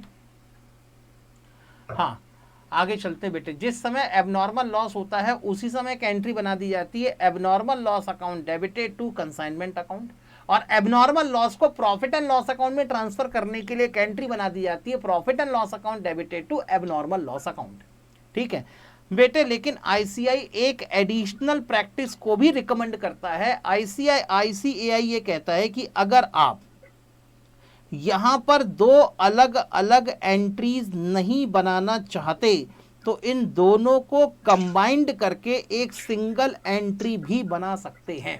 तो बताओ बेटे, अगर मैं दोनों को कंबाइंड करके एक सिंगल एंट्री बनाऊं तो एक सिंगल एंट्री क्या बननी चाहिए सर? एबनॉर्मल लॉस अकाउंट का डेबिट, एबनॉर्मल लॉस अकाउंट का क्रेडिट एक दूसरे से कैंसिल आउट कर देंगे, क्या बन गया? Consignment account. Yes, profit and loss account debited to consignment account, ठीक है ना?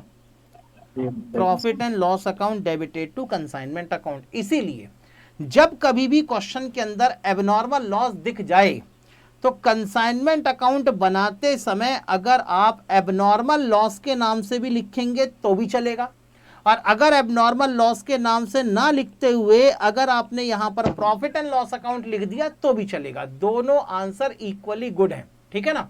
दोनों आंसर इक्वली करेक्ट हैं। इतना क्लियर है सर? इतना डिटेल में क्यों समझा रहे हो? इतना डिटेल में मैं इसलिए समझा रहा हूं क्योंकि किसी किसी क्वेश्चन के अंदर आपको कंसाइनमेंट अकाउंट के क्रेडिट साइड में एबनॉर्मल लॉस लिखा हुआ दिखेगा, और किसी किसी क्वेश्चन के अंदर कंसाइनमेंट अकाउंट के क्रेडिट में by profit and loss account लिखा हुआ दिखेगा आपको, ठीक है ना? तो ऐसा नहीं है कि अगर प्रॉफिट एंड लॉस अकाउंट लिख दिया तो गलत है, वो अकाउंटिंग भी अपनी जगह एकदम ठीक है। Okay done? हाँ या ना? Yes sir. हाँ जी सर। आगे चलो, अभी रुको तो, अभी खत्म का हुआ थैंक यू सर मतलब का घर निकल रहे थे? अबे घर में तो बैठे हो, आगे चलते हैं, ठीक है सर? आगे चलो आगे चलो आगे चलो। हाँ सर, सर अगर मान लो कोई इंश्योरेंस क्लेम सैंक्शन हुआ तो, हाँ अब बेटे ध्यान से समझो। अभी हमारे केस में तो हमारे क्वेश्चन में क्लियरली मेंशन कर दिया गया कि हमारी एक इंश्योरेंस पॉलिसी थी, लेकिन इंश्योरेंस पॉलिसी में डिफेक्ट के चलते आपको किसी तरह का कोई भी इंश्योरेंस क्लेम नहीं रिसीव हुआ। Okay done? लेकिन ऐसा भी तो हो सकता है कि क्वेश्चन के अंदर लिख दिया जाए कि आपको फलाना फलाना रुपए का इंश्योरेंस क्लेम रिसीव हुआ, तब एंट्री क्या होगी? तब बेटे ऐसी कंडीशन में ध्यान से समझना, इफ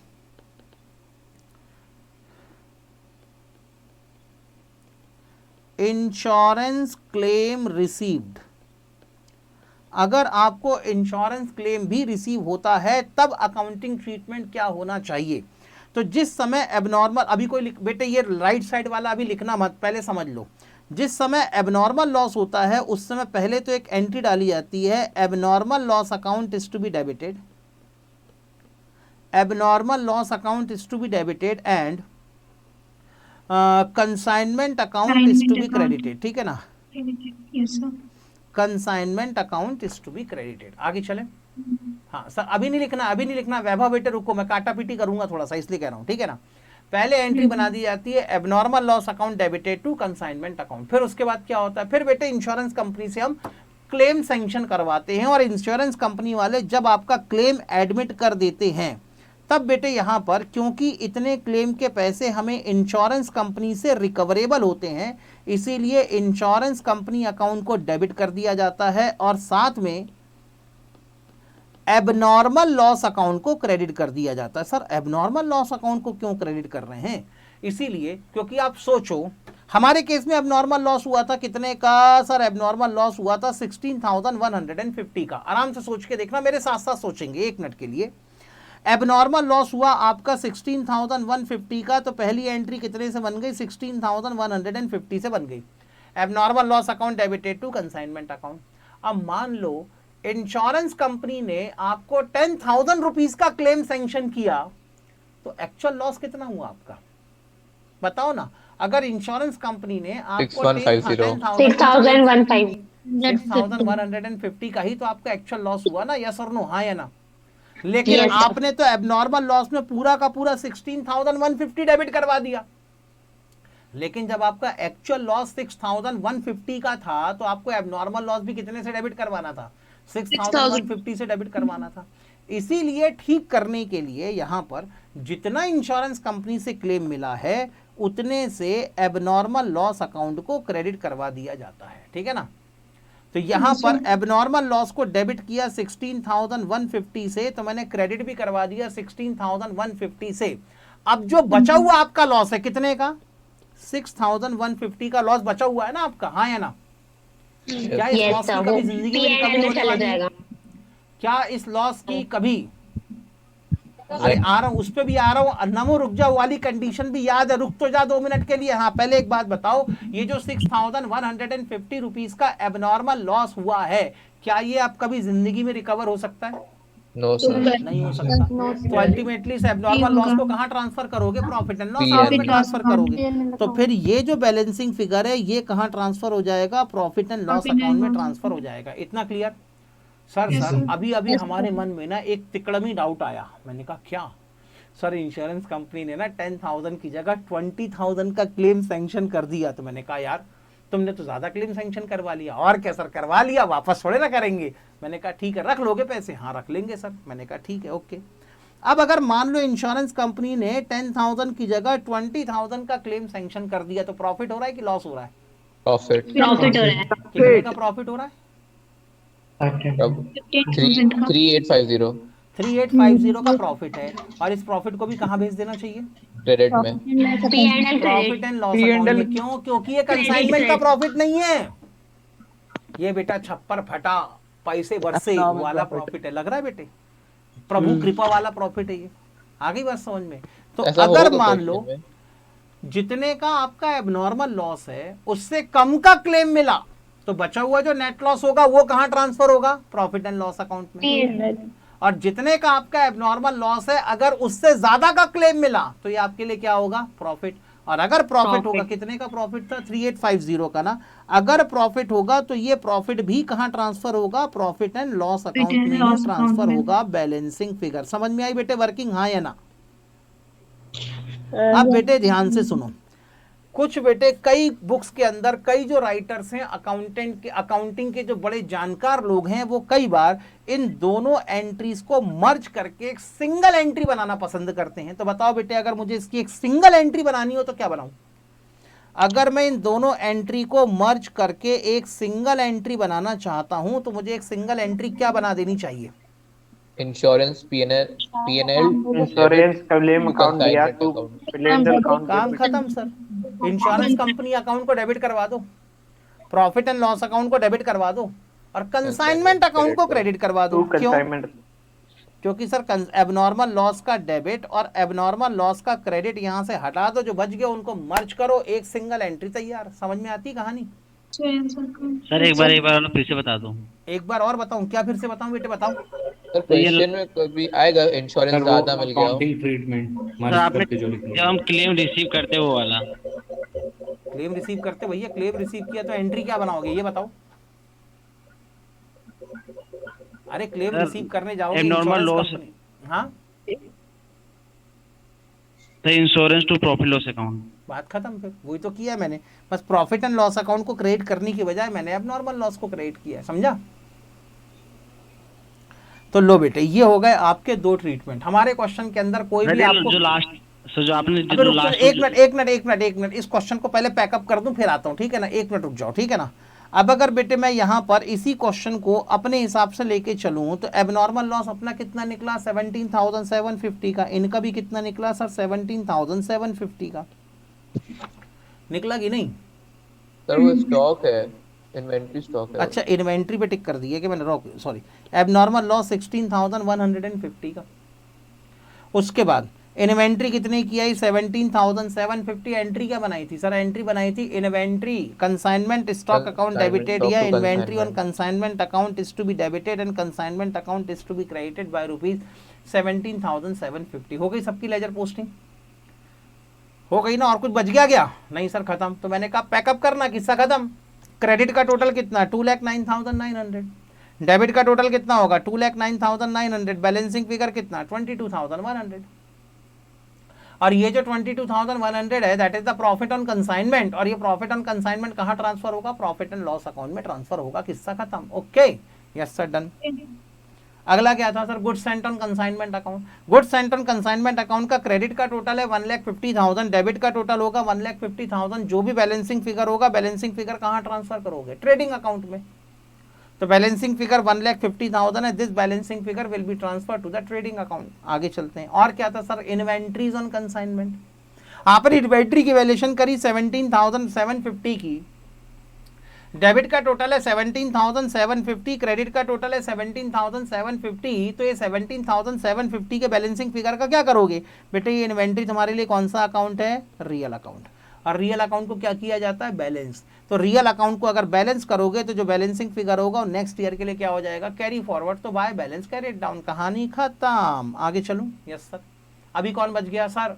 अभी बच गया कंसाइनी, लेजर पोस्टिंग। हाँ बस बेटे पूरा का पूरा क्वेश्चन लेजर पोस्टिंग वाला है। बस एंट्री सोचो, लेजर पोस्टिंग करो, आगे बढ़ो। एंट्री सोचो, लेजर पोस्टिंग करो, आगे बढ़ो, कहानी खत्म। कैलकुलेशन करना होगा तो सिर्फ दो ही चीजों का, एक तो एबनॉर्मल लॉस का, दूसरा कंसाइनमेंट अकाउंट का, और तीसरा अगर ज्यादा हुआ तो कभी कभी कमीशन का। इसके अलावा कोई चौथा कैलकुलेशन है ही नहीं इसके अंदर। आगे चलूं? Yes sir. कंसाइनी के अकाउंट को अगर बैलेंस करूं तो डेबिट का टोटल है 1,76,000, क्रेडिट का टोटल होना चाहिए 1,76,000, बैलेंसिंग फिगर निकल के आता है 99,700 का। सर ये जो कंसाइनी अकाउंट है, कंसाइनी अकाउंट भी तो पर्सनल अकाउंट है। मैंने कहा हाँ बिल्कुल। और सर अगर ये पर्सनल अकाउंट है तो इसको भी तो बैलेंस हो जाना चाहिए। मैंने कहा बिल्कुल इसको भी बैलेंस हो जाना चाहिए। सर अगर आप इसको ही बैलेंस करते तो इसके आगे लिखो बाय बैलेंस कैरिड डाउन। कैसे लिख दूं मेरे भाई? देख क्वेश्चन के अंदर क्या लिखा है। क्वेश्चन में क्लियरली मेंशन है Sahu settled his account immediately, यानी कंसाइनी के जितने पैसे देने के निकलते थे कंसाइनी ने इमीडिएटली उतने पैसे देके कहानी खत्म कर दी। तो बताओ कंसाइनर को जब बैलेंस अमाउंट 99,700 का रिसीव हुआ होगा तो कंसाइनर की बुक में एंट्री क्या बनेगी? बोलना बेटा। जब कंसाइनर को बैलेंस अमाउंट 99,700 का रिसीव होगा तो कंसाइनर अपनी बुक में क्या एंट्री डालेगा? Bank account debited to consignee account. बात खत्म। Bank account is to be debited. Consignee कर्जा नहीं रखता, ऐसा नहीं है बेटे। इंडिया के लोग किसी का भी कर्जा रख लेते हैं, ठीक है ना। अगर इंडियन आदमी अपनी वाली पे आ जाए ना तो आज तक बेटे अमेरिका वालों से इतना कर्जा लिया कोई लौटाया अपन ने आज तक? वर्ल्ड बैंक वालों से इतना कर्जा लिया बेटे आज तक लौटाया अपन ने? IMF वालों से इतना कर्जा लिया आज तक लौटाया अपन ने? सर लेकिन वो लोग लोन के पैसे वापस नहीं मांगते क्या? बेटे लोन का प्रिंसिपल अमाउंट तो ये लोग मांगते नहीं है। सर इंटरेस्ट तो मांगते होंगे बेटे। जब भी इंटरेस्ट मांगने आते हैं ना तो हम उनसे पूछते हैं कि बताओ कितने रुपए का इंटरेस्ट हो गया? उन्होंने कहा $100 मिलियन का। तो हम कहते हैं एक काम करो $200 मिलियन का नया वाला लोन सैंक्शन करो, उसमें से $100 मिलियन तुम ही रख लेना इंटरेस्ट के नाम पे, और बचे हुए $100 मिलियन का नया लोन हमको अलग से दे दो, ठीक है ना। तो ऐसी कंडीशन में आज तक अपन ने किसी के पैसे वापस किए कि जो किसी के अब कर देंगे, ठीक है ना। इंडियन आदमी वो होता है बेटे, शुद्ध इंडियन आदमी कौन? जिसको बेटे बचपन में टीकाकरण कार्यक्रम के समय एक ऐसा इंजेक्शन लगाया जाए जिसके कारण बेटे ऐसा हाथ में दाग पड़ जाए। एक तो वो इंडियन आदमी है, और दूसरा शुद्ध इंडियन आदमी कौन? और खासकर मेल पर्सन में एक अच्छा मेल शुद्ध इंडियन आदमी कौन? जो किसी का उधार ले लेकिन पैसे वापस ना करे। आ गई बात समझ में? ओके आगे चले? यस सर आगे चलो। Done? Okay sir goods sent on consignment जो ट्रेडिंग अकाउंट में गया है तो ट्रेडिंग अकाउंट में डेबिट साइड में आएगा, क्रेडिट साइड में आएगा ना रे बेटा। कैसे डेबिट साइड में आएगा? देखना ट्रेडिंग अकाउंट के। अरे सीधी सीधी बात है, देखना यहाँ पे कंसाइनमेंट अकाउंट में डेबिट कराया। जी अगर 1,50,000 की बात करेगा तो 1,50,000 को कंसाइनमेंट अकाउंट में डेबिट करवाया ना, जी जी। तो डेबिट इफेक्ट कहाँ पर है? Goods and Debit। Consignment account पे। तो क्रेडिट इफेक्ट कहाँ जाएगा? ट्रेडिंग ट्रेडिंग अकाउंट में। ऐसा है, तो ट्रेडिंग अकाउंट के क्रेडिट साइड में जाएगा। डन? Yes sir done. आगे चलें? हाँ सर। अब बेटे एक बात बताओ, अगर तुम आगे चल जाओ, आगे चलो। ठीक है सर, आगे चलते हैं। हाँ क्लास चल, बाद में हल्ला करना ना, तेरे को अभी हल्ला करने की पड़ी है, तेरे को पता नहीं चल रहा सर की क्लास चल रही है, अभी सर का दिमाग खराब हो जाएगा, तुम्हें को क्लास से बाहर कर देंगे। चुपचाप रहे 2 मिनट के लिए, खत्म ही हो रही है क्लास आधे घंटे में। तेरे को बोल रही हूँ आधे घंटे चुपचाप बैठे रहे, मन मरे जा रहा है कि अभी काम करने के लिए, बाद में कर लेना, चल भाग यहाँ से। इतना ठीक है? अच्छा कौन है ये? जो भी हो, तुम्हें क्या मतलब? वो मेरे और मेरे स्टूडेंट के बीच का पर्सनल मामला है, तुम क्यों बीच में कूद रहे हो? ठीक है, तुम अपने दोस्तों के साथ करो। आगे चलते, ठीक है सर डन।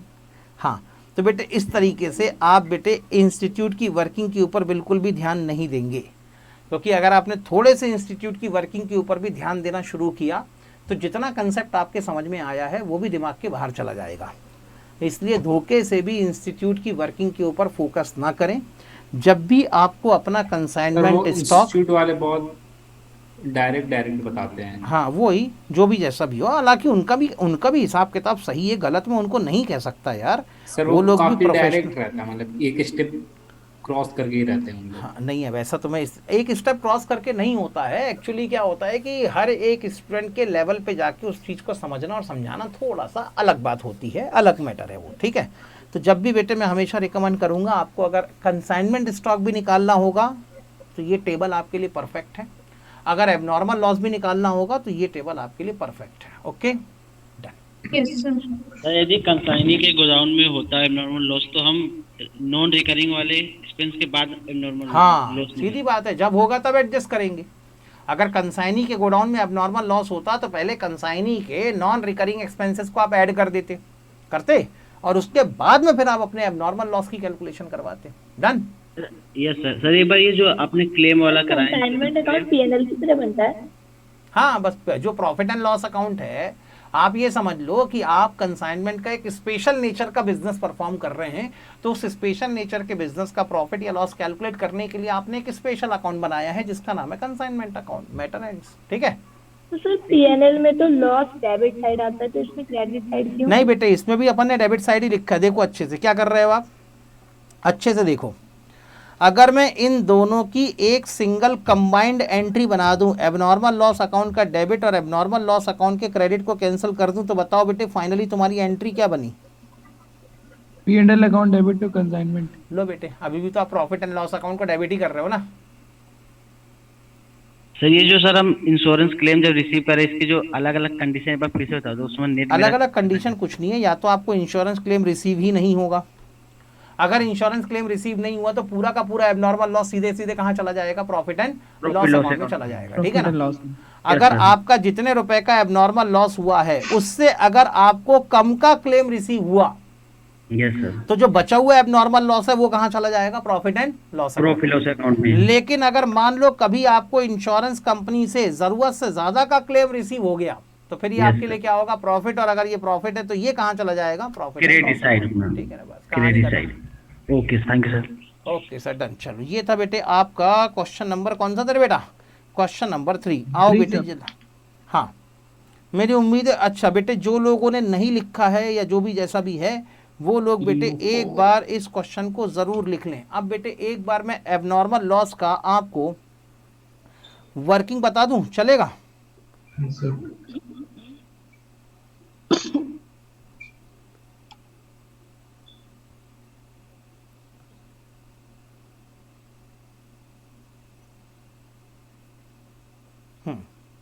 सर उसको स्क्रीनशॉट लेना था, वो इफ नो इंश्योरेंस क्लेम वाला।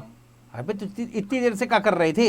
हाँ लो जल्दी लो, ये लो जल्दी से लो, हो जाए तो बताएं। डन सर चलें आगे, आगे चलूं? यस यस सर आगे चलो, ठीक है। सुनो बेटा, लो बेटे, एक क्वेश्चन कभी किसी जमाने में एग्जाम में आया हुआ है, briefly explain the normal loss and abnormal loss, ठीक है ना, briefly explain the normal loss and abnormal loss on consignment. ये क्वेश्चन 4 मार्क्स के लिए कभी किसी एग्जाम में आया हुआ है। जल्दी से बेटे इसके ऊपर डिस्कशन कर ले। हाँ सर, जल्दी से हम इसके ऊपर डिस्कशन कर लेते हैं एक बार। 4 नंबर का सवाल है सर, हल्के भी नहीं छोड़ा जा सकता। शुरू करें। यस सर, सबसे पहले बात करेंगे बेटे नॉर्मल लॉस की। अगर कंसाइनमेंट के बिजनेस में किसी भी तरीके का लॉस होता है, बाद में बेटे स्क्रीनशॉट ले लेना, और जो क्वेश्चन मैं आपको थ्योरेटिकल क्वेश्चन करवा रहा हूं उनको कॉपी में बाद में एक बार याद से लिख लेना, क्योंकि मैं सिर्फ वही क्वेश्चन आपको बेटे क्लास के अंदर डिस्कस करूंगा और करवाऊंगा जिन क्वेश्चन के एग्जाम में आने की भरपूर उम्मीद है। आगे चलें। यस सर, सर अभी लिख लें आपके साथ साथ, अभी फिलहाल जरूरत नहीं है, अभी आप सिर्फ बात को समझ लें। तो कंसाइनमेंट के बिजनेस के अंदर 2 अलग अलग टाइप के आपके लॉस हो सकते हैं। एक लॉस होता है आपका नॉर्मल लॉस और एक लॉस होता है abnormal loss. Sir normal loss का मतलब क्या है?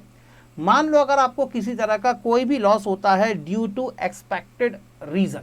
एक्सपेक्टेड रीजन मतलब आपको पहले से पता है, आपके दिमाग में कहीं ना कहीं ये बात चलती है।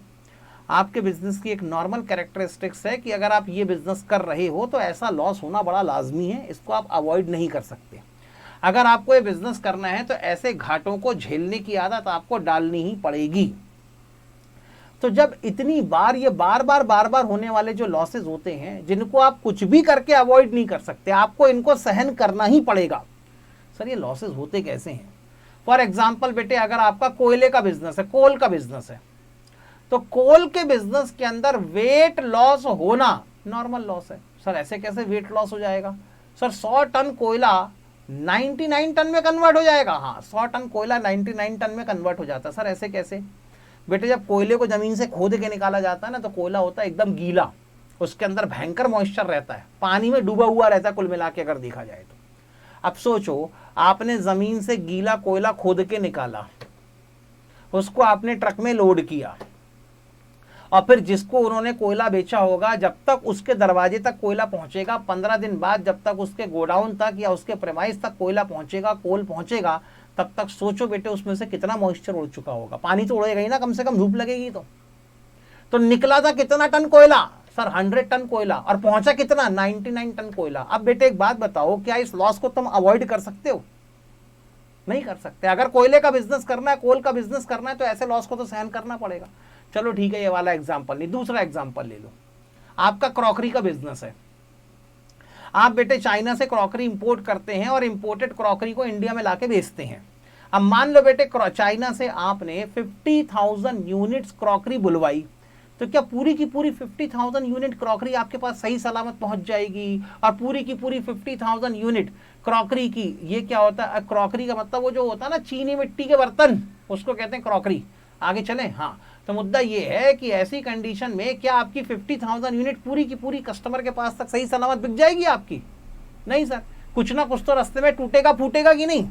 आज सोनी कंपनी वाले बेटे एक साल में 10 लाख टीवी सेट्स बनाते हैं, 20 लाख टीवी सेट बनाते हैं, और उनको ही मालूम है कि कस्टमर तक पहुंचेंगे। Out of 20 lakh TV set customer तक पहुंचते हैं सिर्फ और सिर्फ 18 और 19 लाख टीवी सेट्स। बाकी 1 लाख टीवी सेट्स को रास्ते में टूटना फूटना है ही, उनके अंदर की वर्किंग खराब होना है ही, उनकी पिक्चर ट्यूब फूटेगी, उनकी एलईडी एलसीडी फूटेगी, उनको ही मालूम होता है। कई लोग करते हैं बेटे ऑयल का बिजनेस, तेल का बिजनेस। अब बेटे कंटेनर में आप यहाँ पर ऑयल एक पार्टी से दूसरी पार्टी को ट्रांसफर होता है, रास्ते में एक आध कंटेनर का लीक हो जाना, एक आध कंटेनर फूट जाना, उसमें से थोड़ा बहुत ऑयल बह जाना, ये बड़ी नॉर्मल सी बात है। अगर आप ऑयल का बिजनेस कर रहे हो तो ये सब घाटे तो आपको सहन करनी पड़ेंगे ना। तो ऐसे जो लॉसेज होते हैं, जो बिजनेस के इनहेरेंट कैरेक्टरिस्टिक्स के कारण होते हैं कि आप एक पर्टिकुलर टाइप का बिजनेस कर रहे हैं, तो ये लॉसेज आपको होंगे ही होंगे। ऐसे लॉसेज को कहा जाता है नॉर्मल लॉसेज। नॉर्मल लॉसेज यहां पर अगर देखा जाए तो इसकी अकाउंटिंग के पॉइंट ऑफ व्यू से देखा जाए तो जब भी आपके नॉर्मल लॉसेज होंगे ये हमेशा एक्सपेक्टेड रीजन के कारण होंगे। एक्सपेक्टेड रीजन मतलब आपको पहले से पता है कि ऐसा होता है, कोई आप अनजान नहीं है, बिल्कुल अचानक हो गया होगा ऐसा नहीं होता, आपको पता होता है कि ऐसा हो सकता है। और साथ में ऐसे लॉसेस से आप अपना पीछा नहीं छुड़वा सकते, ठीक है ना। आगे चले। हाँ सर, सड़ जाना, खराब हो जाना, हाँ सड़ जाना, खराब। फ्रूट्स के बिजनेस में बेटे थोड़ा बहुत आपको ही पता है कि अगर आप इतने फ्रूट्स खरीदेंगे, इतने वेजिटेबल्स खरीदेंगे, अगर आप होलसेलर हैं तो थोड़ा बहुत तो वेजिटेबल्स और फ्रूट्स आपके खराब होके फेंकेंगे। तो ऐसी कंडीशन में ये जो होता है ना, इसको कहते हैं बेटे हम लोग अपने नॉर्मल लॉसेस। एक्सपेक्टेड रीजन के कारण होंगे, अनअवॉइडेबल रीजन के कारण होंगे, ठीक है ना। तो यहाँ पर इसलिए नॉर्मल लॉस की कोई भी सेपरेट अकाउंटिंग ट्रीटमेंट नहीं होती, बस इसका ट्रीटमेंट इस तरीके से होता है ताकि एबनॉर्मल लॉस की जो कॉस्ट है वो सारी बची हुई यूनिट के ऊपर स्प्रेड हो जाए और कॉस्ट पर यूनिट यहाँ पर थोड़ी सी इन्फ्लेट हो जाए, ठीक है ना। तो ये जो आखिरी वाली लाइन है, अगर आपने आखिरी वाली लाइन नहीं भी लिखी तो भी अगर आपका चल जाएगा। अगर कभी क्वेश्चन के अंदर कोई भी क्वेश्चन आता है डिफाइन नॉर्मल लॉस, भले ही 4 मार्क्स का है, लेकिन अगर आपने इतना भी लिख दिया तब भी सामने वाले को पूरे के पूरे 4 मार्क्स आपको देने पड़ेंगे। डन, समझ में आ गई। बस कुछ एक इंपॉर्टेंट कीवर्ड है जो आपके आंसर में दिखने चाहिए। सर वो कौन से? पहला इंपॉर्टेंट कीवर्ड है ड्यू टू इनहेरेंट कैरेक्टरिस्टिक्स, दूसरा है अनअवॉइडेबल इन नेचर, और तीसरा है एक्सपेक्टेड रीजन। ये 2-3 इंपॉर्टेंट वर्ड है जो आपकी डेफिनेशन में होने चाहिए। बस बेटे समझ जाओ, ये 2-3 इंपॉर्टेंट वर्ड नॉर्मल लॉस की डेफिनेशन में आपने लिख दिए तो पूरे मार्क्स आपके कंफर्म, पक्के। अब कोई आपके मार्क्स नहीं काट सकता। सर एबनॉर्मल लॉस क्या होते हैं? अचानक छप्पर फटा, पैसे गिरे, अपन मालामाल हो गए, पैसा ही पैसा, वो एबनॉर्मल, ठीक है ना। तो जब कोई बेटे यहाँ पर अचानक होने वाला लॉस होता है, एक्सीडेंट हो गया अनएक्सपेक्टेड रीजन के कारण, अपन ने कभी सोचा नहीं, कभी समझा नहीं, कभी अपने दिमाग में आया नहीं कि ऐसा भी लॉस हो सकता है, फिर भी अचानक कभी ऐसा कोई लॉस हो जाए, हाँ बेटे यहाँ पर फिर भी अगर ऐसा लगता है कि ऐसा कोई लॉस हो जाए तो ऐसे लॉस को कहा जाता है एबनॉर्मल लॉस। एबनॉर्मल लॉस के साथ में खास बात यह है कि अगर आप प्रॉपर मैनेजमेंट डिसीजन लें, अगर आप एक प्रॉपर सर इसका थ्योरी क्वेश्चन आ सकता है। अनमोल तुम्हें क्या लग रहा है मैं मजाक कर रहा हूँ यहाँ बैठ के? एग्जाम में नहीं आ सकता होगा तब भी मैं जबरदस्ती गिटिर पिटिर कर रहा हूँ यहाँ बैठ के, ठीक है। अनमोल तुम्हें ऐसा क्यों लगता है कि मैं यहाँ टाइम पास कर रहा हूँ? क्या मुझे तुम लोगों के बीच में बैठना इतना अच्छा लगता है कि जो टॉपिक हमारे काम करनी है उसको ही मैं तुम्हारे साथ में ले आता हूँ और बेटे भगवान राम के भजन के जैसे गुनगुनाना शुरू कर देता हूँ, राम सिया राम जय जय राम। नालायक। सवाल पूछ रहे हैं सर इसका थ्योरी का क्वेश्चन आ सकता है? आ सकता है नहीं मालिक, आ सकता है। हाँ आगे चलते हैं, आगे चलो। Done sir. हाँ तो बेटे यहाँ पर अगर आप प्रॉपर मैनेजमेंट एक्शन लेते हैं, अगर यहाँ पर आप बेटे सही तरीके से इंश्योरेंस पॉलिसी लेते हैं, तब आप ऐसे एबनॉर्मल लॉसेस को अवॉइड कर सकते हैं। फॉर एग्जाम्पल अगर आपने बेटे एक फायर इंश्योरेंस पॉलिसी ले ली, रास्ते में अगर वाकई में आग लग जाए और आपका गुड्स डिस्ट्रॉय हो जाए, तब इंश्योरेंस कंपनी आपको डेफिनेटली क्लेम दे देगी। फिर ऐसे में तो ऐसी कंडीशन में अब आपका क्या हुआ, एक्चुअली एबनॉर्मल लॉस हुआ लेकिन आपकी सही तरीके से एक इंश्योरेंस पॉलिसी थी, इसलिए जितना आपका एबनॉर्मल लॉस हुआ है उतना एबनॉर्मल लॉस आप कहीं ना कहीं इंश्योरेंस कंपनी से रिकवर भी कर लेते हैं। इसलिए कहा जाता है कि abnormal loss are always avoidable in nature, क्योंकि इनको अवॉइड किया जा सकता है, इनसे किसी ना किसी तरीके से बचा जा सकता है, ठीक है ना। एबनॉर्मल लॉस की एंट्री वेंट्री तो सब मैं आपको ऑलरेडी सिखाई चुका हूं। सर एबनॉर्मल लॉस अगर कंसाइनमेंट स्टॉक, बस बेटे ये इंपॉर्टेंट चीज है। हाँ बेटे अगर पहले किसी को स्क्रीनशॉट लेना हो तो पहले इसका स्क्रीनशॉट ले लो जल्दी से। और बेटे वैसे ये सारी बातें आपके मॉड्यूल के अंदर भी लिखी हुई हैं, उसमें से भी अगर आप पढ़ लोगे तो भी वो भी मोर देन इनफ है। लेकिन ये वाला क्वेश्चन बेटे 5-7 बार एग्जाम में आ चुका है। मैं अभी की बात नहीं कर रहा हूँ न्यू कोर्स की, मैं 2000 से लेके 2022 तक की बात कर रहा हूँ, यानी पिछले 22 साल में 7-8 बार ये वाला क्वेश्चन एग्जाम में आ चुका है, ठीक है। लो बेटे जल्दी से एबनॉर्मल लॉस का भी यहाँ पर स्क्रीनशॉट ले लो। ले लिया सर, स्क्रीनशॉट ले लिया? यस सर ले लिया। सर शेयर मार्केट में लॉस क्या हुआ? बेटे शेयर मार्केट के अंदर अगर आपको कोई लॉस होता है तो नॉर्मली उसे हम लोग नॉर्मल लॉस मान के चलते हैं, क्योंकि आपकी बिजनेस एक्टिविटी का या इन्वेस्टिंग एक्टिविटी का एक इंटीग्रल पार्ट होता है ये, ठीक है ना। अगर आप स्टॉक मार्केट के अंदर इन्वेस्टमेंट करते हैं तो आप भी इस बात से भली भांति आप इस बात को अच्छे से जानते हैं कि अगर मैं स्टॉक मार्केट के अंदर शेयर खरीद के इन्वेस्टमेंट कर रहा हूं तो डेफिनेटली मुझे इन्वेस्टमेंट पे लॉस हो सकता है। तो ये आपको पहले से पता है कि ऐसा हो सकता है, इसीलिए आपका एक्सपेक्टेड रीजन के कारण है। और अगर एक्सपेक्टेड रीजन के कारण है तो ये भी आपका नॉर्मल लॉस होगा।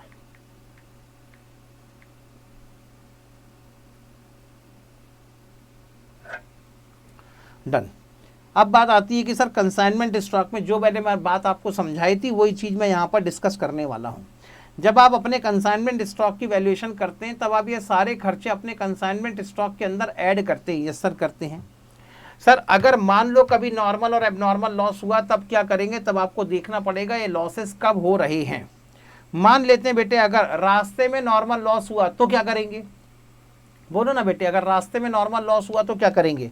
सर पहले ले लेंगे गुड्स एंड टर्न कंसाइनमेंट, उसमें ऐड करवा देंगे कंसाइनर के एक्सपेंसेस, उसके बाद करेंगे नॉर्मल लॉस का ट्रीटमेंट, उसके बाद में कंसाइनी के एक्सपेंसेस को ऐड करवाएंगे। समझ में आ गई बात।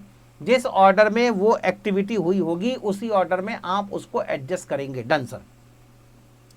उसके बाद यहाँ पर सर कंसाइनमेंट स्टॉक निकालते समय क्या करेंगे सर, यहाँ पर सबसे पहले अगर कोई, वैसे तो नॉर्मली हम लोग इस तरीके से काम करते थे, ठीक है, ऐसे ही काम करते थे ना, गुड्स एंड टर्न कंसाइनमेंट, फिर ऐड करते थे कंसाइनर एक्सपेंसेस, तो फिर क्या निकलेगा बेटे, goods cost of good dispatch by consignor, फिर आप बेटे कंसाइनी के एक्सपेंसेस को ऐड करते थे, फिर आपका कैलकुलेट होता था cost of goods received by consignee, cost of goods received by consignee, फिर आप उसके बाद क्रॉस मल्टीप्लिकेशन करके प्रोपोर्शनेट बेसिस पर अपना क्लोजिंग स्टॉक निकाला करते थे। ठीक है sir. Normal and abnormal loss वाली स्लाइड दिखा दो, अभी एबनॉर्मल लॉस। अब रुक जाओ बेटे विशाखा, 1 मिनट के लिए रुक जाओ, ठीक है। मान लो बेटे अगर कभी रास्ते में नॉर्मल लॉस हुआ तो क्या करना है सर, रास्ते में अगर नॉर्मल लॉस हुआ है तो कंसाइनी के पास गुड्स पहुंचता उसके पहले ही आपका नॉर्मल लॉस हो गया है, तब उस कंडीशन में कंसाइनर के एक्सपेंसेस ऐड करने के बाद, लेकिन कंसाइनी के एक्सपेंसेस को ऐड करने के पहले आप अपने नॉर्मल लॉस को ट्रीट करेंगे। डन। Yes sir done. आगे चलते हैं। अब सर अगर मान लो यहाँ पर रास्ते में एबनॉर्मल लॉस हुआ है तो क्या करेंगे, जैसा अभी अभी हमने एक क्वेश्चन सॉल्व किया, हमारे क्वेश्चन में एबनॉर्मल लॉस तो रास्ते में हुआ था कि नहीं, हाँ या ना।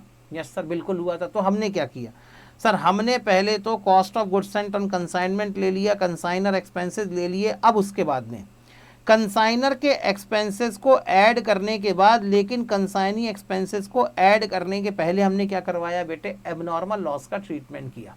और यहाँ पर हमने एबनॉर्मल लॉस कैलकुलेट किया ऑन क्रॉस मल्टीप्लिकेशन बेसिस, और इसको कई बार कहा जाता है ऑन प्रोपोर्शनेट बेसिस। अब समझ में आ गया। Yes sir. ये है बेटे आपका normal loss and abnormal loss का ट्रीटमेंट। इतना क्लियर है सभी को, जल्दी बताओ हाँ या ना। हालांकि नॉर्मल लॉस का कोई भी प्रैक्टिकल क्वेश्चन मैंने अभी तक डिस्कस नहीं किया है, लेकिन नॉर्मल लॉस सर एक नॉर्मल लॉस की स्लाइड दिखा दो। 1 मिनट रुक जाओ बेटे नमो। हाँ उसके बाद अच्छा कल बेटे ये जो हमारा कमीशन वाला मामला है इसको हम लोग कल डिस्कस करेंगे क्लास के अंदर। बस एक छोटी सी थ्योरी बाकी है आपकी कमीशन वाली 6%। हाँ बेटे इलस्ट्रेशन नंबर 5 आपके लिए होमवर्क में होगा, लिखें बेटे जल्दी से मेरे साथ साथ। इलस्ट्रेशन नंबर 5 ये है बेटे आज के लिए आपका होमवर्क, ठीक है। हाँ इलस्ट्रेशन नंबर 5 ये है बेटे आज का आपका पहला होमवर्क, ठीक है ना। आज का होमवर्क नहीं, इलस्ट्रेशन नंबर 5 बेटे ये है आज का आपका पहला होमवर्क।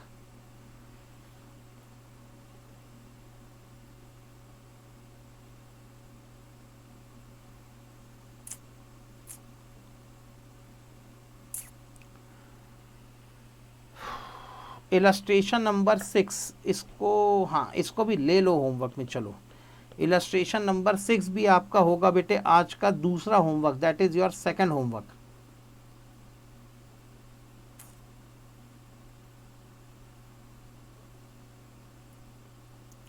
बेटे इलस्ट्रेशन नंबर 6 को तुम सॉल्व करो या मत करो कोई दिक्कत नहीं है, लेकिन इलस्ट्रेशन नंबर 7 बेटे आप डेफिनेटली सॉल्व करके आएंगे।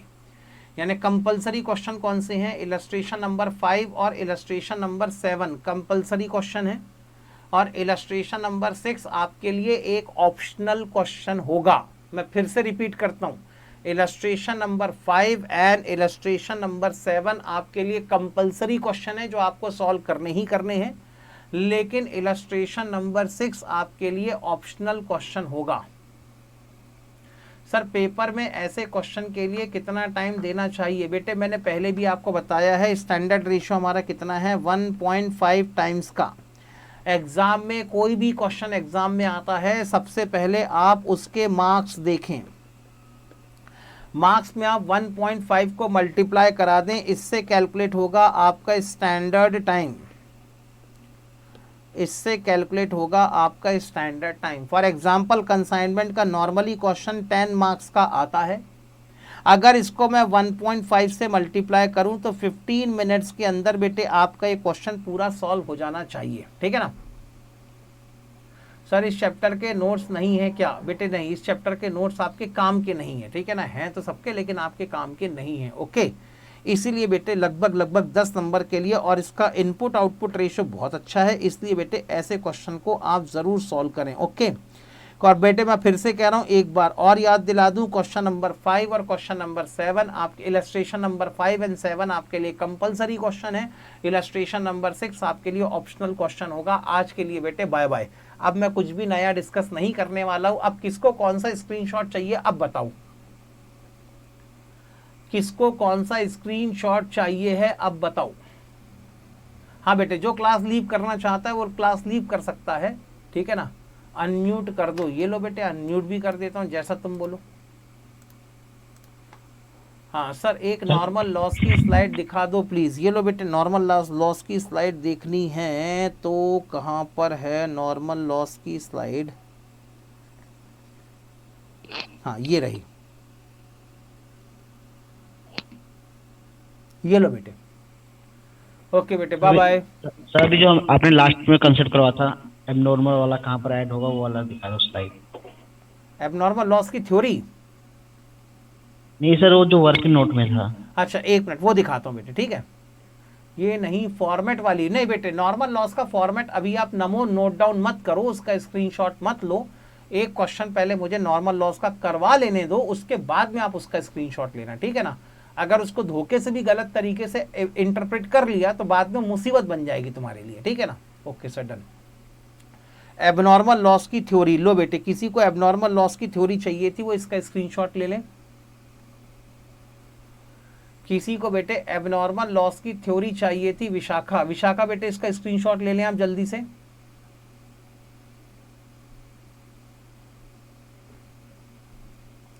हो गया बेटे, डन। आगे चलते हैं। किसी ने कहा था कि सर वो एबनॉर्मल लॉस का जो कैलकुलेशन किया था वो दिखा दीजिए। ये किया था बेटे मैंने, कंसाइनमेंट स्टॉक और एबनॉर्मल लॉस की वैल्यूएशन। किसी को शायद इसका भी स्क्रीनशॉट लेना था, हो जाए तो बताएं। सर नॉर्मल एक्सपेंसेस का कहीं पर होगा नहीं, नॉर्मल लॉस का एंट्री? नॉर्मल लॉस का कल क्वेश्चन कराऊंगा ना बेटा। और सर हमारा इलस्ट्रेशन 2 नहीं हुआ है, कंसाइनी के बेस पे था वो। मैं समझा नहीं, फिर से बोलो। सर जो इलस्ट्रेशन सेकंड है ना वो नहीं हुआ है अभी हमारा। अच्छा, उसको भी कल देख लेंगे एक बार। सर कंसाइनी के बुक में रिकॉर्ड करना था वो वाला है। हाँ ठीक है ना, वो देख लेंगे। सर इतने दिनों से मैराथन लेकर आज नॉर्मल लॉस छोटी लग रही है बहुत। ओके हाँ बेटे, फाइनल अकाउंट पे उसका ट्रीटमेंट नेट प्रॉफिट निकाल के करेंगे। हाँ बेटे, उसका ट्रीटमेंट नेट प्रॉफिट निकाल के ही करना पड़ता सर। जो पीपीटी था एबनॉर्मल लॉस, उसका स्क्रीनशॉट चाहिए है। ओके, अब ये वाली की बात कर रहे हो बेटे मोहम्मद अरफात बेटे, आप इस पीपीटी की बात कर रहे हैं? अभी ये क्या हो गया?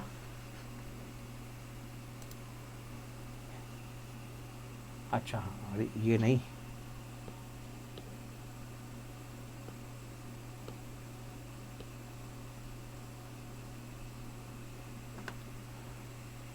अरफात बेटे सर आज मज़ा आ गया सर, आपके साथ पढ़ने से लगता है कि कुछ सीखे हैं। थैंक यू बेटे, थैंक्स अलॉट। अच्छा ये नहीं, ओके, तो शायद फिर आप इसकी बात कर रहे होगे। हाँ शायद बेटे फिर आप इस पीपीटी की बात कर रहे हैं। हाँ ये लो। ओके बेटे Arun, thanks a lot, bye bye.